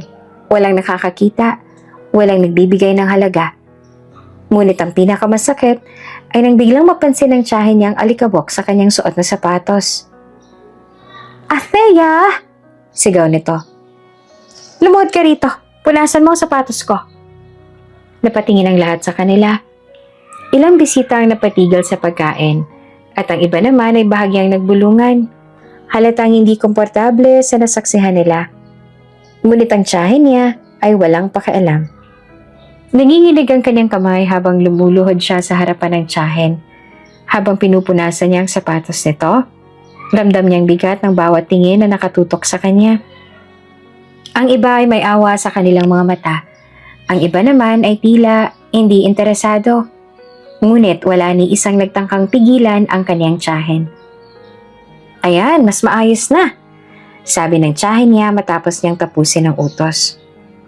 "Huwag kang lumayo para madali kitang makita kapag may ipag-uutos ako sa'yo." Tumango lang siya. Pinipigilan ng luha ang nagpapadyang tumulo sa kanyang mga mata. Para bang sa gitna ng masayang kulay at ingay ng pista, siya lang ang walang karapatang maging masaya. Sa gitna ng kasiyahan at ingay ng pista, biglang nagsalita sa mikropono ang malakas na boses ng announcer. "Mga kababayan, dumating na po ang ating kagalang-galang na alkalde, Mayor Vladimir Santillana." Biglang nagsigawan ng mga tao. nagpalakpakan, at nagunahan sa paglapit sa harapan ng entablado. Ang iba ay sinubukang sumilip sa pagitan ng kumpulan ng mga tao, habang ang iba naman ay nagtaas ng kanilang mga cellphone upang kumuha ng litrato o video. Si Athea, na nakatayo sa gilid habang hawak ang isang baso ng juice, ay hindi rin naiwasan na mapatitig sa lalaking dahang-dahang naglalakad papunta sa entablado. Ang iba ay sinubukang sumilip sa pagitan ng kumpulan ng mga tao, habang ang iba naman ay nagtaas ng kanilang mga cellphone upang kumuha ng litrato o video. Si Athea na nakatayo sa gilid habang hawak ang isang baso ng juice ay hindi rin naiwasan na mapatitig sa lalaking dahan-dahang naglalakad papunta sa entablado. May kasama itong 4 na security personnel na mahigpit ang napagbabantay. Ang tindig nito ay matikas. Ang postura ay may otoridad. Narinig ni Athea ang bulungan ng mga tao sa paligid. Ang gwapa talaga ni Mayor Santillana, no? Napakamakapangyarihan niyang tingnan. Hindi na nakakapagtaka at maraming nahuhumaling sa kanya. Ang bata-bata pa pero sobrang husay magpatakbo ng lungsod natin. Habang pinagmamasan niya ang alkalde, hindi niya maiwasang mamangha. Hindi lang dahil sa anyo nitong matikas at matikas, kundi dahil sa kung paano itong maglakad. May dignidad, may respeto, at karisma. Ngunit bago pa niya mas lumubog sa pagninilay, biglang may sumitsit sa kanya. Vladimir, bakit ka pangalan nito ang kanyang ama? Ang pangalan na nabanggit ng kanyang tunay na ina sa liham na iniwan nito. Hoy, Athea, ano ba? Ang tagal mo! Matalim na bulong ng kanyang isipan. Doon lang napagtanto ni kay Athea na kanina pa pala siyang inuutusan. Agad siyang naglakad papunta sa pinsan niya upang ibigay ang juice. Ngunit sa pagmamadali, hindi niya napansin na nakausling kahoy sa lupa. Napatid siya. At sa isang iglap, lumipad ang baso sa ere at bumuhos ang malamig na juice sa magandang bestida ng kanyang pinsan. Napasigaw ang pinsan niya at halatang gulat at galit. Napatayo ito at tiningnan ng sarili. Ang bestidang mamahalin ay basang-basa at may mancha na ngayon ng juice. Halos hindi ito makahinga sa galit. Athea, ano bang ginawa mo? Wala ka bang mata? Hindi mo ba nakikita ang dinadaanan mo? Napakatanga mo talaga! Sigaw nito. Nagkumpulan ng mga tao sa paligid. Lahat ay napatingin sa eksenang nagaganap. Maging ang ibang bisita at ilang barangay officials ay napatingin sa kanila. Lumapit ang tiyahin ni Athea at bago pa siya makapagsalita ng maayos, bigla nitong hinablot ang kanyang braso. Hayop kang bata ka! Wala kang kwenta. Sinira mo ang suot ng anak ko. Hindi ka na nga namin talaga dapat sinama dito. Tingnan mo ang ginawa mo. Galit na sigaw ng tiyahin niya sabay mariing tunulak siya sa lupa. Napasingha pang ilang tao sa nakita. Si Athea ngayon ay nakaluhod sa lupa. Hindi napigilan ang luha sa kanyang mga mata. Pasensya na po, hindi ko po sinasadya. Mahina niyang sabi. Nanginginig ang kanyang boses. Ngunit bago pa makapagsalita muli ang tiyahin niya, isang malamig ngunit mabigat na tinig ang pumuno sa buong paligid. Tama na yan. Naputol ang ingay ng buong plaza. Lahat ng tao ay napalingon sa pinagmula ng boses. Si Mayor Vladimir Santillana ay bumaba mula sa entablado at diretsong lumapit sa kanila. Napalunok ang tiyahin ni Athea. Agad na yumuko at nagkunwaring maamo. Ay, Mayor, pasensya na po sa kaguluhan. Tong batang kasing to eh. Ngunit hindi na siya pinansin ng alkalde. Sa halip ay dumiretso ito kay Athea. At sa harap ng lahat, walang ano-ano'y, hinila siya nito palapit at niyakap. Nanlaki ang mga mata ni Athea. Maging ang mga tao sa paligid ay tila hindi makapaniwala sa kanilang nasaksihan. Teka Mayor, bakit niya niyayakap ang batang yan? Tanong ng isa sa mga bisita at hindi makapaniwala. Ngunit hindi na sumagot si Vladimir. Hinigpitan pa nito ang pagkakayakap kay Athea na para bang may pinangahawakan itong matagal nang nawala. Si Athea naman ay hindi alam kung anong mararamdaman. Ito na yata ang unang pagkakataon sa kanyang buhay na may umakap sa kanya ng ganito. Mahigpit, puno ng init at tila nag-uugnay sa kung anong bagay na hindi niya maipaliwanag. Sa kanyang puso, hindi niya alam kung bakit. Pero sa sandaling yon, parang kahit isang saglit lang ay may nag-alaga sa kanya. Tahimik ang buong plaza. Ang sigawan at kasiyahan kanina ay napalitan ng hindi maipaliwanag na tensyon. Lahat ng tao ay tila natutulala sa hindi inaasahang eksena sa harapan nila. Ang alkalde, yakap-yakap ang batang mukhang alila at kitang-kita sa mukha nito matinding emosyon. Si Athea naman ay nananatiling nakatayo, gulat at hindi makagalaw. Hindi niya alam kung dapat ba siyang matakot o mahiya o umiyak. Hindi niya rin maipaliwanag kung bakit parang may kung anong pamilyar sa yakap ng lalaking ito. Kahit na ngayon lang niya ito nakita ng malapitan. Maya-maya, marahang kumala si Vladimir mula sa yakap. Inangat nito ang kamay at hinawakan ng maliit at madungis na mukha ng bata. Ang mga daliri nito ay dahan-dahang humaplos sa pisngi ni Athea na tila sinusuri ang bawat guhit ng mukha niya. Napalunok naman si Athea. Hindi niya maintindihan kung bakit nanginginig siya. Hindi dahil sa takot kundi sa kung anong pakiramdam na bumabalot sa kanya. You look like her. Mahina ngunit puno ng emosyon na bulong ni Vladimir. Napatingin ito ng mas malalim kay Athea. Tila hindi siya makapaniwala sa nakikita.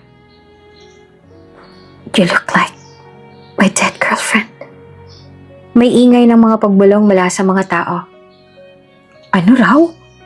Patay ng girlfriend ni Mayor? Anong koneksyon ng alkalde sa batang yan? Ano bang nangyayari? Samantala, si Folak Samana, ang reporter na dumalo sa pista upang kunan ng coverage ang mayor, ay hindi na malaya na hawak na pala niya ang cellphone at nare-record niya na ang buong pangyayari. Napalunok ang dalaga. Hindi rin siya makapaniwala sa natuklasan niya. Samantala, muli naman nagsalita si Vladimir. At sa pagkakataong ito, mas mahina ang boses nito. Parang hindi makapaniwala sa sariling sinasabi. It's like you're her daughter. Our daughter. Hindi lang si Athea ang nagulat, kundi ang lahat ng tao sa paligid. Anak? Sigaw ng tiyahin ni Athea. Halos hindi makapaniwala sa kanyang narinig. Hindi.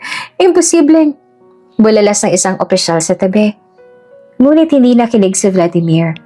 Hindi nito kayang ipaliwanag sa ngayon, pero nang tumingin ito sa mga mata ni Athea, parang bumalik dito ang lahat. Ang sakit ng pagkawala, ang pagdadalamhati, at ang alaala ng minamahal. Si Athea naman ay hindi alam kung paanong tutugon. Hindi siya makapagsalita. Pero hindi niya rin maiwasang maramdaman ang kakaibang kirot sa kanyang puso. Napansin niya ang lungkot sa mga mata ng alkalde. Isang pamilyar na lungkot na tila nakita niya na noon. Habang ang lahat ay tulala, gulat at may iba't ibang reaksyon, si Fall naman ay hindi mapigilan ang sariling damdamin. Sa hindi maipaliwanag na dahilan, may kung anong init ang bumabalot sa kanyang dibdib, habang pinagmamasa ng alkalde at ang batang tila isang piraso ng nakaraan na bumalik sa buhay nito.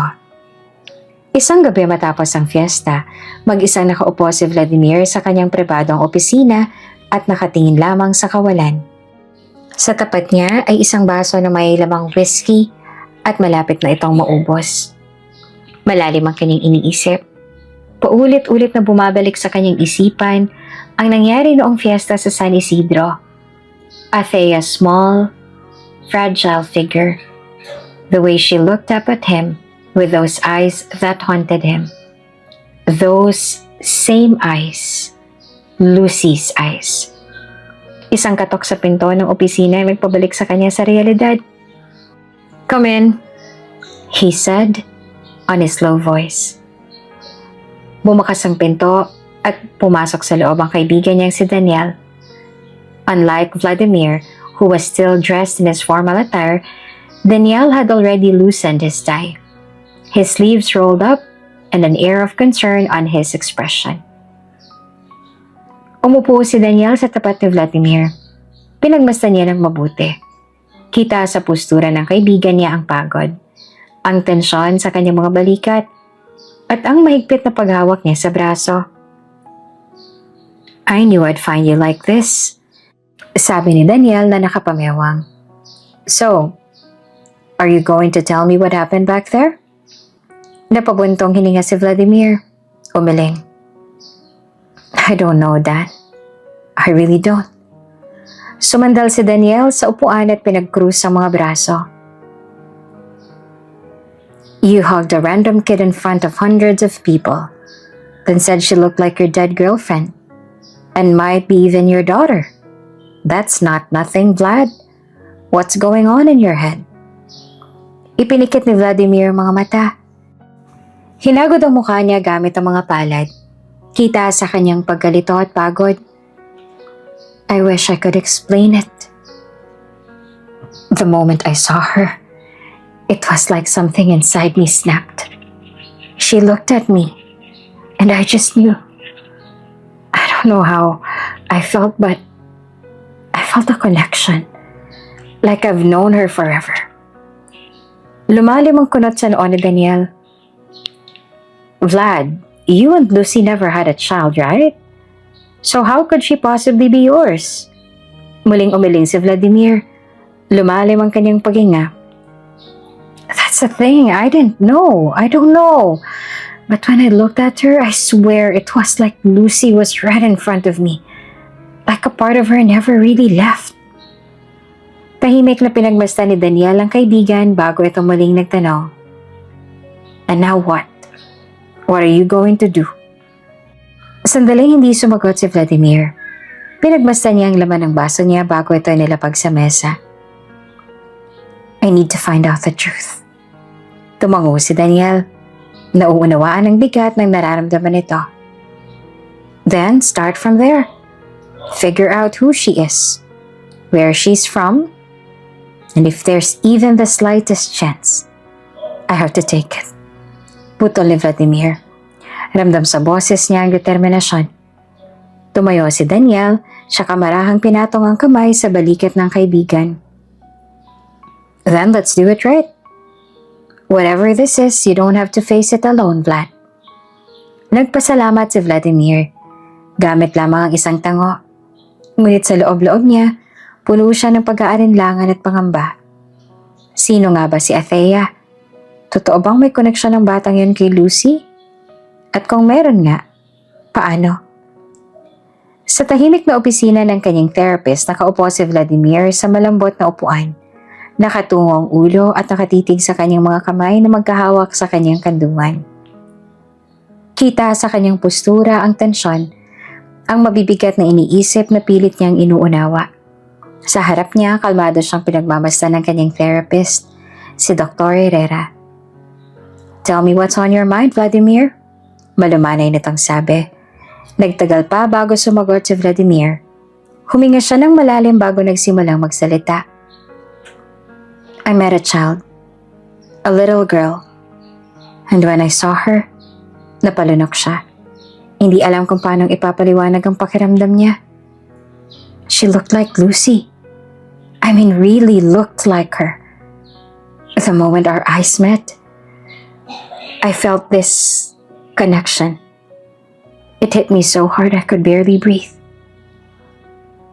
Kahit walang sinasabi, kita sa mga mata ni Dr. Herrera ang matamang pakikinig. "A connection? Can you elaborate?" Tumikim si Vladimir. Iniisip kung paano niya itong ipapaliwanag. "It wasn't just that she resembled Lucy physically. It was something deeper. It was like she was a part of her. And the craziest thing is," napailing siya at marahang natawa. Pero puno ng lungkot ang kanyang tono. "I even thought, maybe she was our daughter." Muling natahimik ang silid. Hindi agad sumagot si Dr. Herrera. Halatang pinoproseso ang kanyang sinasabi. "But logically, you know that's not possible." Napakuyom si Vladimir sa kanyang palad. "I know," mahina niyang sagot. "And yet I can't shake off that feeling. It's haunting me, ever since I saw her. A feel like something inside me woke up. Something I don't understand. Tumango si Dr. Herrera. Halatang pinag-iisipan ang kanyang sasabihin. Vladimir, grief and unresolved emotions have a way of manifesting in unexpected ways. Seeing someone who reminds you of Lucy, it's understandable that you feel something powerful. But before you let this feeling consume you, maybe you should take a step back and approach this logically. How? Napatingin si Vladimir sa kanya. Puno ng pagkalito ang mukha. Get to know her, sagot ng therapist. Find out who she is, where she comes from, observe her, talk to her, instead of drowning in what-ifs. Seek the truth. That's the only way you'll understand what you're really feeling. Napabuntong hininga si Vladimir. Alam niyang tama ang sinasabi nito. And if I still feel the same way after knowing her? Muling tumango si Dr. Herrera. Then you deal with it when you get there. But for now, don't let your emotions run ahead of reality. Find clarity first. Tahimik na tumango si Vladimir. Bagamat hindi pa rin siya sigurado sa lahat ng nangyayari, alam niyang ito lang ang paraan para mabawasan ang gulo sa kanyang isipan. Kailangan niyang malaman ang totoo tungkol kay Athea. Pagkatapos ng kanyang session sa therapist, hindi na nag-aksaya ng oras si Vladimir. Alam niya hindi siya mapapanatag hanggat hindi niya nalalaman ang katotohanan tungkol kay Athea. Kaya naman kinabukasan, agad siyang nagpasya na bumalik sa San Isidro kasama ang kanyang secretary at ilang security personnel. Sa sasakyan, seryoso ang nakatingin si Vladimir sa labas ng bintana habang dumadaan sila sa makitid na daan ng liblib na barangay. Tahimik siyang nag-iisip. Binabalikan ng ekspresyon ni Athea nung una niya itong makita. Ang gulat, ang pagkalito, at ang tila ba pamilyar na lungkot sa mga mata nito. Sir, may nakapagturo na sa atin kung saan nakatira ang batang babae na hinahanap natin. Anunsyo ng kanyang sekretary. Ang pangalan daw ng tiyahin niya ay Felicia Arroyo. Tumango si Vladimir. Let's go. Nang marating nila ang bahay, agad na sinabi ng kanyang driver. Sir, there she is. Napalingon ni Vladimir at nakita niya si Athea na papasok sa gate ng bahay. Bitbit nito ang dalawang malalaking galon ng tubig. Halatang hirap na hirap sa bigat ng mga iyon. Kitang-kita niya kung paanong namutla at naninikip ang mukha ng bata sa pagsisikap na buhati ng mga ito. Parang may kumukurot sa dibdib ni Vladimir. Hindi niya napigilan ang sarili at agad na bumaba ng sasakyan. Nagulat si Felicia nang makita siyang paparating. Mayor?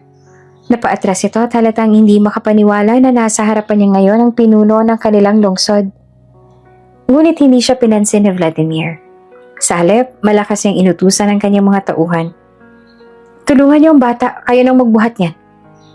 Agad na tumulong naman ang mga security personnel at inagaw sa maliit na katawan ni Athea ang mabibigat na galon. Napatingin ng bata kay Vladimir at kita sa kanyang mukha ang gulat at pagkalito. Mayor? Mahinang bulong ni Athea. Tila hindi siya makapaniwala na muli niyang nakita ang lalaki. Ngunit sa halip na sumagot, masusi niyang pinagmasdan si Vladimir.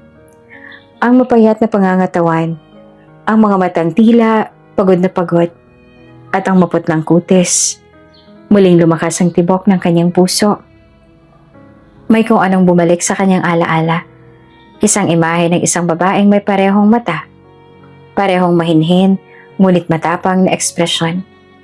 At sa sandaling yon, mas lalong tumibay ang kanyang desisyon. Kailangan niyang malaman ang totoo tungkol sa batang ito. Habang pinapanood ni Vladimir ang mga tauhan niyang nagbubuhat ng galon ng tubig, lumapit sa kanyang tiyahin ni Athea, si Felicia. Halatang balisa at kinakabahan sa kanyang presensya. Mayor, anong kailangan niyo sa amin? Tanong nito at pilit na pinapakalma ang sarili. Diretso ang tingin ni Vladimir nang sumagot. Gusto kong malaman ang tungkol sa batang yan. Tiningnan niya si Althea na tahimik lamang nasa isang tabi, waring naguguluhan sa nangyayari. Nagkatinginan si Felicia at ang kanyang asawa. Bakit niyo po gustong malaman? Tanong naman ni Felicia, halatang nag-aalangan. Pamangkin mo ba talaga siya? Matigas ngunit may halong pagdududang tanong ni Vladimir. Napakurap si Felicia, tila hindi alam kung paano sasagot. Oo, ano kasi? Napansin ni Vladimir ang pag-aalangan nito kaya mas lalo siyang naging seryoso. Magsabi ka ng totoo. Malalim na bumuntong hininga si Felicia bago nagsalita. Hindi siya kasi tunay na pamangkin. Nanatili lang na tahimik si Vladimir. Inihintay ang kasunod nitong sasabihin. Inampun lang siya ng ate ko. Siyang nagpalaki sa bata pero hindi nito natapos ang sasabihin at waring nag-aalinlangan. Pero? Tanong ni Vladimir at inihintay ang sagot. Pumanaw na siya. Ilang buwan ang nakakalipas. Sagot ni Felicia sa mababang tinig. Naguguluhan si Vladimir. So who are her real parents? Napatingin siya kay Althea na ngayon ay nakayuko, waring ayaw makialam sa usapan. Umiling si Felicia. Hindi namin alam. Hindi sinabi sa amin ni ate kung sino ang tunay na magulang niya. Tahimik si Vladimir, ngunit halatang nag-iisip. May kakaiba siyang pakiramdam mula pa kanina. At ngayon, mas lalong lumakas ang kanyang kutob.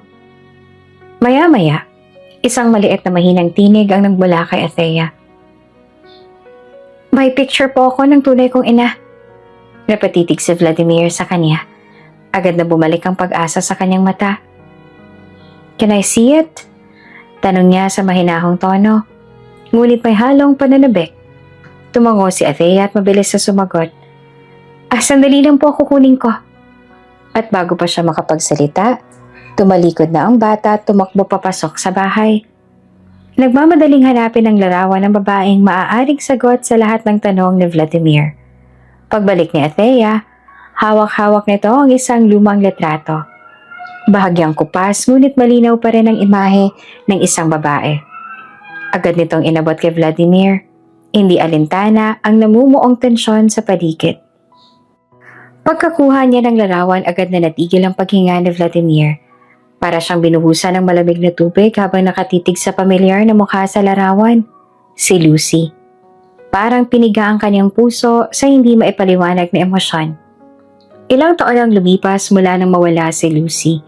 Ngunit ngayon, heto siya, nakangiti sa litrato, hawak-hawak na isang sanggol na tsak siyang si Althea, na isang batang labis niyang pinag-iisipan kung bakit gano'n na lang ang koneksyon niya rito.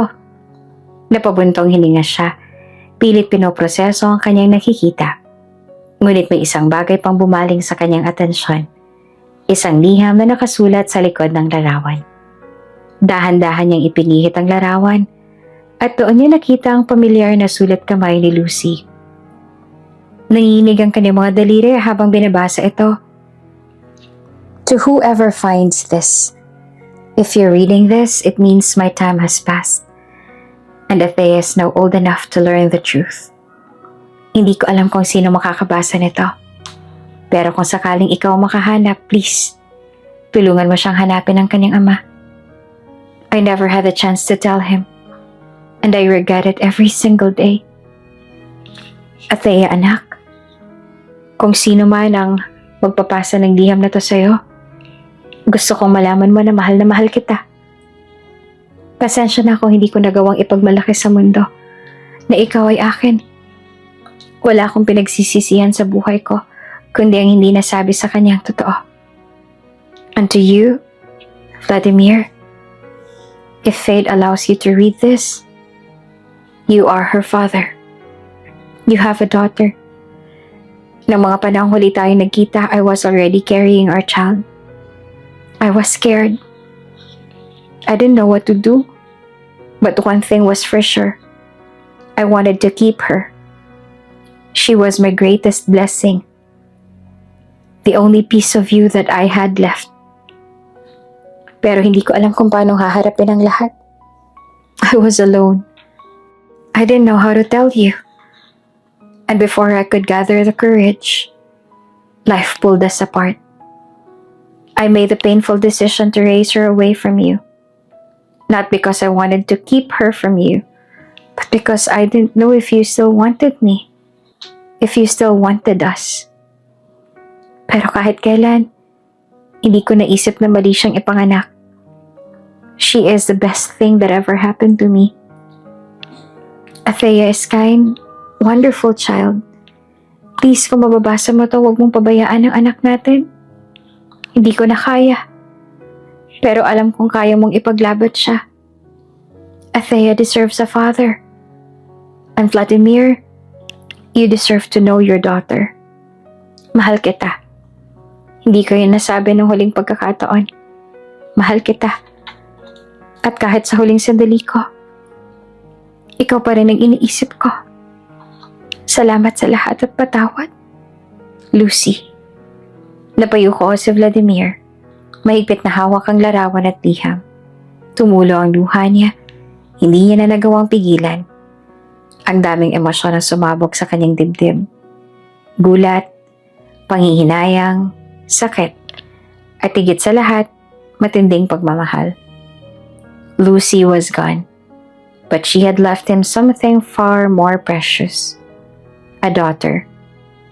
Muling tumingin si Vladimir kay Athea na ngayon ay nakatitig lamang sa kanya. Halatang naguguluhan sa nangyayari. Hindi niya alam kung ano ang unang sasabihin. Ang tagal niyang hinanap ang kasagutan sa pagkawala ni Lucy. Ngunit hindi niya akalaing ang sagot ay nasa harapan niya ngayon. Isang batang walang kamalay-malay sa katotohanang siya pala ay anak niya. Dahan-dahan niyang inilipat ang isang kamay sa kanyang noo. Pilit na inaayos ang kanyang pag-iisip. Lucy, why didn't you tell me? Bulong niya. Halos hindi lumalabas ang boses niya. Hindi niya alam kung paano niya haharapin ang lahat ng ito. Ang tanging alam niya lang ay isang bagay ang sigurado. Hindi niya na muling pababayaan ang anak niya. Tahimik na nakatitig si Athea kay Vladimir. Tila nag-aalangan kung dapat ba siyang magsalita. Nakita niya kung paanong nanginig ang kamay ng lalaki habang mahigpit na hawak ang larawan at liham. At ramdam niyang bigat ng emosyon sa mukha nito. Matapos ang ilang sandali, marahan siyang nagsalita. Halos pabulong. Ang mama ko po ang nagbigay sa akin ng picture na to. Yung tunay kong mama. Sinimulan niya. Mahigpit na hawak ang laylayan ng kanyang lumang damit. Ang sabi niya po kapag nasa tamang edad na raw po ko, hahanapin namin ang aking tunay na ama. Napasinghap si Vladimir. Unti-unting iniangat ang tingin kay Athea. Kaso nagkasakit po siya. Tuloy ng bata. Habang nangingilid ang luha sa kanyang mata, hindi na po kami nagkaroon ng pagkakataon na hanapin ang tunay kong papa. Muling bumagsak ang tingin ni Vladimir sa larawan ni Lucy. Ang mga salitang sinulat nito, ang pangakong hahanapin nila ang ama ni Athea. Lahat ng iyon ay tumama sa kanyang puso ng napakabigat. Alam mo po, biglang sabi ni Athea, isang inosenteng ngiti ang lumabas sa kanyang labi. Kapangalan mo ang papa ko. Sa sandaling yon, hindi napigilan ni Vladimir ang sarili. Mabilis niyang hinila si Athea sa kanyang at isang mahigpit na yakap ang iginawad niya rito. Parang takot siyang baka mawala pa ito sa kanya. Dahil ako ang iyong ama, Athea. Napatigil ang bata. Ramdam niyang init ng yakap ni Vladimir. Ang panginginig ng katawan nito at ang pagbilis ng tibok ng puso nito laban sa kanyang pisngi. Ako ang papa mo. Ulit ni Vladimir. Mas mahigpit ang pagyakap. Doon na tuluyang bumagsak ang luha ni Athea. Hindi niya inaasahan ang mga salitang yon. Ngunit sa puso niya, may bahagi ng kanyang pagkatao na tila palaging may hinahanap. At ngayon, natagpuan niya na ito. Papa, bulong niya habang sinusubsob ang mukha sa dibdib ni Vladimir. Papa ko po kayo? Tumango si Vladimir. Inahaplos ang likod ng bata. Oo, anak. Ako ang papa mo. At simula ngayon, hindi na kita pababayaan. Kahit kailan. Mas lalong humagulhol si Athea. Mahigpit na yumakap kay Vladimir. Nadila natatakot na baka isang panaginip lamang lahat ng ito. Habang yakap ang anak, ipinikit ni Vladimir ang kanyang mga mata. Sa dami ng pagsubok sa buhay niya, hindi niya akalaing darating ang araw na ito. Ang araw na matatagpuan niyang bahagi ng sarili niyang hindi niya alam na nawawala. At ngayon, hindi niya na muling hahayaan pang mawala ito. Mula nang malaman ni Felicia na tunay niyang anak si Athea, animoy naging maama silang tupa, ngunit batid ni Vlad kung ano ang kanilang ginawa sa kanyang anak. Kaya hindi niya sila pinatawad at mas lalong hindi niya hinayaan na makalapit sila sa kanyang anak dahil ayaw niyang saktan nila itong muli. Hawak-hawak ni Vladimir ang kamay ni Athea habang nakatayo sila sa harap ng puntod ni Lucy. Tahimik ang paligid. Tanging ang tunog ng mga dahong nilalaro ng hangin ang maririnig. Malalim ang buntong hininga ni Vladimir bago siya lumuhod sa harapan ng lapida. Lucy, mahina niyang bulong habang hinahaplos ang pangalan ng babaeng minahal niya noon. Natagpuan ko na siya. Natagpuan ko ng anak natin. Napatingin siya kay Athea na may ngiting punong-puno ng saya. Mama, tawag ng bata sa puntod. Masaya po ako ngayon. Alam ko na po kung sino ang papa ko. Hindi niyo na kailangang mag-alala kasi kasama ko na po siya. Pumatak ang luha ni Vladimir habang pinagmamasta ng anak. Hindi lamang si Athea nagkaroon ng bagong pag-asa kundi pati siya. Ang kanyang anak ang nagbigay ng bagong pag-asa sa kanyang buhay. Dahil sa kanyang anak, pakiramdam ni Vladimir nagkaroon siya ng bagong saysay sa buhay niya.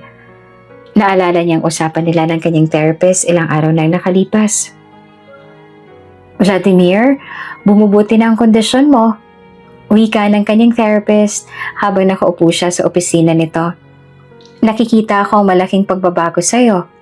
Dati punong-puno ka ng panghihinayang at lungkot pero ngayon may direksyon na ulit ang buhay mo. Napangiti si Vladimir. Malaki na itulong ng anak ko. Amin niya. Dati pakiramdam ko wala na akong dahilan para itama ang sarili ko. Na para bang wala na akong dahilan para magpatuloy sa buhay. Pero ngayon, may responsibilidad na ako. May anak akong dapat alagaan. Tiningnan siya ng therapist ng may kasiyahan. At hindi lang yon, hindi mo na lang basta inayos ang buhay mo dahil sa kanya. Ginawa mo ito para sa sarili mo. At yon ang pinakamahalaga. Bumalik sa kasalukuyan ng isip ni Vladimir. Tama ang therapist niya. Hindi lamang para kay Athea ang lahat ng ito, kundi para rin sa kanya. Muli siyang tumingin sa puntod ni Lucy tsaka bumulong. Pangako, Lucy. Aayusin ko ang buhay ko. Aalagaan ko ang anak natin. Hindi ko siya pababayaan katulad ng pangakong iniwan mo sa sulat mo. Biglang umihip ang malamig na hangin. Dumampi sa kanilang dalawa. Napayakap si Athea sa kanya habang napatingin naman siya sa langit. Parang si Mama. Mahina ngunit masayang sabi ni Athea. Parang niyayakap niya po tayo, Papa. Tumango naman si Vladimir. Pinisil ang kamay ng anak. Oo, anak. Sigurado ako masaya siya para sa atin. At sa kauna-unahang pagkakataon matapos ang mahabang panahon, naramdaman ni Vladimir ang tunay na kapayapaan. Papalabas na sila ng sementeryo nang biglang may tumawag sa kanila. Mayor Vladimir! Napalingon siya at nakita nila si Fall na nakangiti habang papalapit sa kanila. Agad na kumaway si Athea at masayang sinalubo ang babae. Tita Fall! Masayang bati ni Athea. Andito ka rin pala? Tumango si Fall. Oo, dumalaw din ako sa lolo ko. Masaya akong makita kayong dalawa. Tumingin ang dalaga kay Vladimir at ngumiti. Kamusta ka na? Sandaling natigilan si Vladimir bago marahang tumango. Mabuti naman. Maraming nagbago lalo na ngayong kasama ko na si Athea. Napatingin si Fall sa bata at hinaplos ang buhok na to. Masaya ako para sa inyo. Sabi niya ng may pagmamahal sa boses. Lucy must be really happy too. Tumango si Vladimir. At hindi nagtagal, nagpaalam na si Fall dahil ayaw niyang maabala ito. Sumakay na sila ng sasakyan at habang nasa daan, biglang nagsalita si Athea. Papa? Gusto mo po ba si Tita Fall? Mabuti na lang at hindi na bigla ang pagkakapreno niya dahil sa tanong ng anak. Napatingin siya sa rearview mirror at nakitang nakangiti ang anak. Ano? Tanong niya, hindi agad makasagot. Si Tita Fall po, ulit ni Thea. Gusto niyo po ba siya? Natahimik si Vladimir. Tila hindi alam kung paano sasagutin ang tanong. Ayos lang naman po kung gusto mo siya, sabi pa ng bata sabay ngiti. Mabait po siya at mapagmahal. Lagi po siyang mabuti sa akin. Hindi po ba maganda kung siyang magiging mama ko? Nagulat si Vladimir sa sinabi ng anak. Hindi niya akalaing ganito ang pananaw ni Athea. Ayos ang ba sa'yo kung si Fall ang magiging mama mo? Tanong niya. Hindi pa rin makapaniwala. Malakas ang tumango si Athea. Oo naman po, gustong gusto ko. Natulala si Vladimir sandali at saka napangiti. Hindi niya alam kung ano ang susunod na mangyayari. Pero isang bagay ang naisip niya sa sandaling yon. Baka hindi pa huli ang lahat. Baka kaya niya pang bigyan ng pagkakataon ng puso niyang matagal niya nang isinara sa pag-ibig. Tumingin siya sa labas ng bintana habang unti-unting lumalalim ang ngiti sa kanyang labi. Maybe it's not too late.